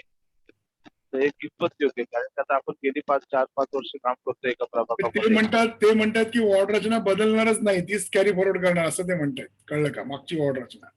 आणि अशा संदर्भातला त्यांनी ठराव पाठवलेला आहे. संविधानामध्ये तसा ठराव करण्याचे अधिकार महानगरपालिकेला नाहीत. ओके. वॉर्ड डिलिमिटेशन करणं, एक लक्षात ठेव, आरक्षणाच्या सोडती काढणं हा कायद्याच्या अंतर्गत असलेली प्रोसिजर आहे. यासाठी महानगरपालिकेत ठराव करून ते होत नाही. यासाठी राज्य सरकारला त्या कायद्यामध्ये मुंबई महानगरपालिका अधिनियमामध्ये ते बदल करण्याकरता राज्य सरकारला त्याच्यासाठी अधिसूचना आणावी लागेल. ओके, धन्यवाद. एवढं सोपं नाही ते. सर नमस्कार. नमस्कार. सर आता हे नाशिकची महानगरपालिका आपली 2022 फेब्रुवारी मध्ये होणार आहे, बरोबर आहे? तर वॉर्ड रचना आतापासून होऊन जाईल का आताच? साधारणपणे वॉर्ड रचना ही प्रक्रिया जी आहे ती साधारणपणे 11 महिन्यापर्यंत चालते. एक 8 महिन्यापासून 7 महिन्यापासून ते 11 महिन्यापर्यंत कधीही होऊ शकते. कल्याण डोंबिवलीची वॉर्ड रचना ऑलरेडी फॉरवर्ड झालेली आहे, ऑलरेडी कम्प्लीट झालेली आहे. नाशिकची आपली नाशिकची साधारणपणे ऑक्टोबर एंड पासून चालू होईल वॉर्ड रचना. कोविड असली तरी होणार ती वॉर्ड रचना आणि एक प्रभाग होईल तो. त्याच्यानंतरच आपल्या याद्या जाहीर होतील ना? हो, याद्यांची प्रक्रिया नंतर आहे, ती तर नंतरची गोष्ट आहे. वॉर्ड रचना झाल्यानंतर याद्या जाहीर होणार. Okay sir. विचारा. तर आता बऱ्याचशा महानगरपालिकेच्या निवडणूक येणार, जसं नवी मुंबई असेल, कल्याण असेल, किंवा एखाद वर्षानंतर ठाणे महानगरपालिका पण येईल. पण या महानगरपालिका क्षेत्रांमध्ये आता जी प्रभाग रचना आहे ती 4ची आहे किंवा 4ची सध्याची. तर आपण आता ज्या निवडणुकीचा अभ्यास करतोय तो आपण इंडिव्हिज्युअल ऍज अ कॅन्डिडेट म्हणून करतो किंवा एका याच्यासाठी. तर जर 4चा प्रभाग असेल तर त्याच्यावरती आपण कसा अभ्यास करावा किंवा त्याचा आपल्याला एक लक्षात घ्या, आता सर्व निवडणुका ह्या नवीन नियमाप्रमाणे, या महाआघाडी सरकारने केलेल्या नियमाप्रमाणे जो नवीन जो कायद्यामध्ये त्यांनी जे बदल केलेला आहे आणि तो बदल पास करून घेतलेला आहे त्याप्रमाणे मुंबई महानगरपालिका अधिनियमाच्या अंतर्गत ज्या महानगरपालिका येतात त्या सर्व महानगरपालिकांमध्ये प्रभाग हा एकच असणार आहे. आता 2चा वगैरे वॉर्ड नसणार, एकच असणार आहे. अच्छा. त्यामुळे तुम्ही आता ते करत असताना कार्यकर्त्यांनी कधीही तुमचा कॅनव्हास मोठा ठेवला पाहिजे. ज्यावेळी तुम्ही तुमचा एक प्रभागावरती काम करत असताना कुठल्याही कार्यकर्त्याने महानगरपालिका जर फोकस करायची असेल तर त्याने सलग 4 प्रभागांवरती काम करणं गरजेचं आहे. कारण रिझर्वेशन्स वरती काम होणं खूप अपेक्षित आहे. कारण महिलांचं आरक्षण येऊ शकतं, ओबीसी आरक्षण येऊ शकतं. ओपन कॅटेगरीचा जो कार्यकर्ता असेल, ओबीसी जर कार्यकर्ता असेल त्याला काही फरक पडत नाही, पण जर का ओपन मधला जर कोणी कार्यकर्ता असेल तर त्याला खूपच त्रास होतो. म्हणून साधारणपणे महानगरपालिकेचं काम करत असताना ठाणे महानगरपालिकेसारखं जर तुमचं बघितलं तर साधारणपणे 2 प्रभागांवरती काम केलं पाहिजे. आणि जर का समजा छोटी महानगरपालिका असेल आमच्या मीरा भाईंदर सारखी तर साधारणपणे 4 प्रभागांवरती काम केलं पाहिजे. ओके, धन्यवाद. मला वाटतं पुढच्या शनिवारी मी एक त्याच्यावरती तुम्हाला सगळ्यांना अपडेट टाकेनच. पुढच्या शनिवारी संध्याकाळी 5 ते 6च्या दरम्यान आपण बसून तुमचे जे काही प्रश्न असतील ते सर्व प्रश्न तुम्ही मला व्हॉट्सअपवर फॉरवर्ड करा. आपण शनिवारी तो नक्कीच कार्यक्रम घेऊ. आज तुम्ही सर्वजण उपस्थित राहिलात. मयूर आता पुढचं त्याच्यामध्ये हे कर. Mayur, over to you. Yes sir. Maharashtra प्रबोधिनीच्या माध्यमातून आज आपल्याला भारतीय निवडणुकीचा इतिहासाचा एक सखोल अभ्यास, खरं तर तो खूप मोठा आहे आणि तो संक्षिप्त स्वरूपात 1 तासात मांडण्याची कसब प्रमोद सरांनी केली आणि हे आपण सगळ्यांनी शांतपणे ऐकली. निवडणूक कशा पद्धतीने लढवल्या जात आहेत, निवडणुकीत मतदारांची मानसिकता कशी तयार केली जाते हा ऐकून लेखाजोखा या निमित्ताने आपल्याला समजला असेल. आज आपण इथं सगळेजण वेळेवर उपस्थित राहिलात त्याबद्दल आपल्या सगळ्यांचे मनपूर्वक आभार. पुढील देखील आपल्या या प्रबोधिनीच्या कार्यक्रमाचे अपडेट आपल्याला मिळत राहतील. त्यासाठी फक्त आपल्याला प्रबोधिनीच्या संकेतस्थळावर जाऊन एक छोटासा फॉर्म आहे तो फिलअप करून आपल्याला आपलं नाव नोंदवायचं जेणेकरून आपल्याला त्याबाबत अपडेट मिळतील. आपण पुन्हा भेटणार आहोत. आपले काही प्रश्न असतील, आपल्या आजच्या या सत्राविषयी आपलं मत असेल तर आपण व्यक्त व्हा. जसं सर म्हणाले की प्रत्येकाचं कर्तव्य आणि जबाबदारी की ह्या समाजाला साक्षर आणि सुज्ञ बनवणं. त्यामुळं आपल्याकडेच फक्त ही गोष्ट न ठेवता ही इतरांपर्यंत देखील पोहोचण्यासाठी आपण कार्यशील राहाल अशी अपेक्षा. आणि सर मीटिंग थांबवायची ना? हो, मीटिंग थांबूया आपण. सर्वांचे आभार. आणि तुमचे फीडबॅक मला व्हॉट्सअपवर पाठवा. तुम्हाला काय वाटलं, मला काही सुधारणा करायच्या आहेत का, तुम्हाला काही सुचवायचं आहे का, ते सुद्धा तुम्ही मला जरूर पाठवा. कारण प्रबोधिनी हा ओपन डायस आहे आणि व्यक्त होण्याचा डायस आहे, लक्षात घ्या. त्यामुळे तुमच्या कुठल्याही छोट्या छोट्या किंतु परंतुची जबाबदारी ही माझी जबाबदारी आहे आणि ते तुमचे प्रश्न सोडवणे हे माझं कर्तव्य, प्रथम कर्तव्य आहे. धन्यवाद सर्वांना, धन्यवाद. आणि सुरक्षित राहा. बाहेर पडताना सर्व सामाजिक कार्यकर्ते आहात, राजकीय कार्यकर्ते आहात, बाहेर पडताना स्वतःची काळजी घ्या, आपल्या कुटुंबाची काळजी घ्या आणि लस जर घेतली नसेल तर पहिली लस घ्या. माझे 2 डोस झालेले आहेत, त्यामुळे मी सुरक्षिततेच्या कवचामध्ये आहे. तुम्ही देखील कवच घ्या लवकरात लवकर. सुरक्षित व्हा आणि कोरोना मुक्त करूया आपण हा संपूर्ण भारत. धन्यवाद. धन्यवाद साहेब. धन्यवाद.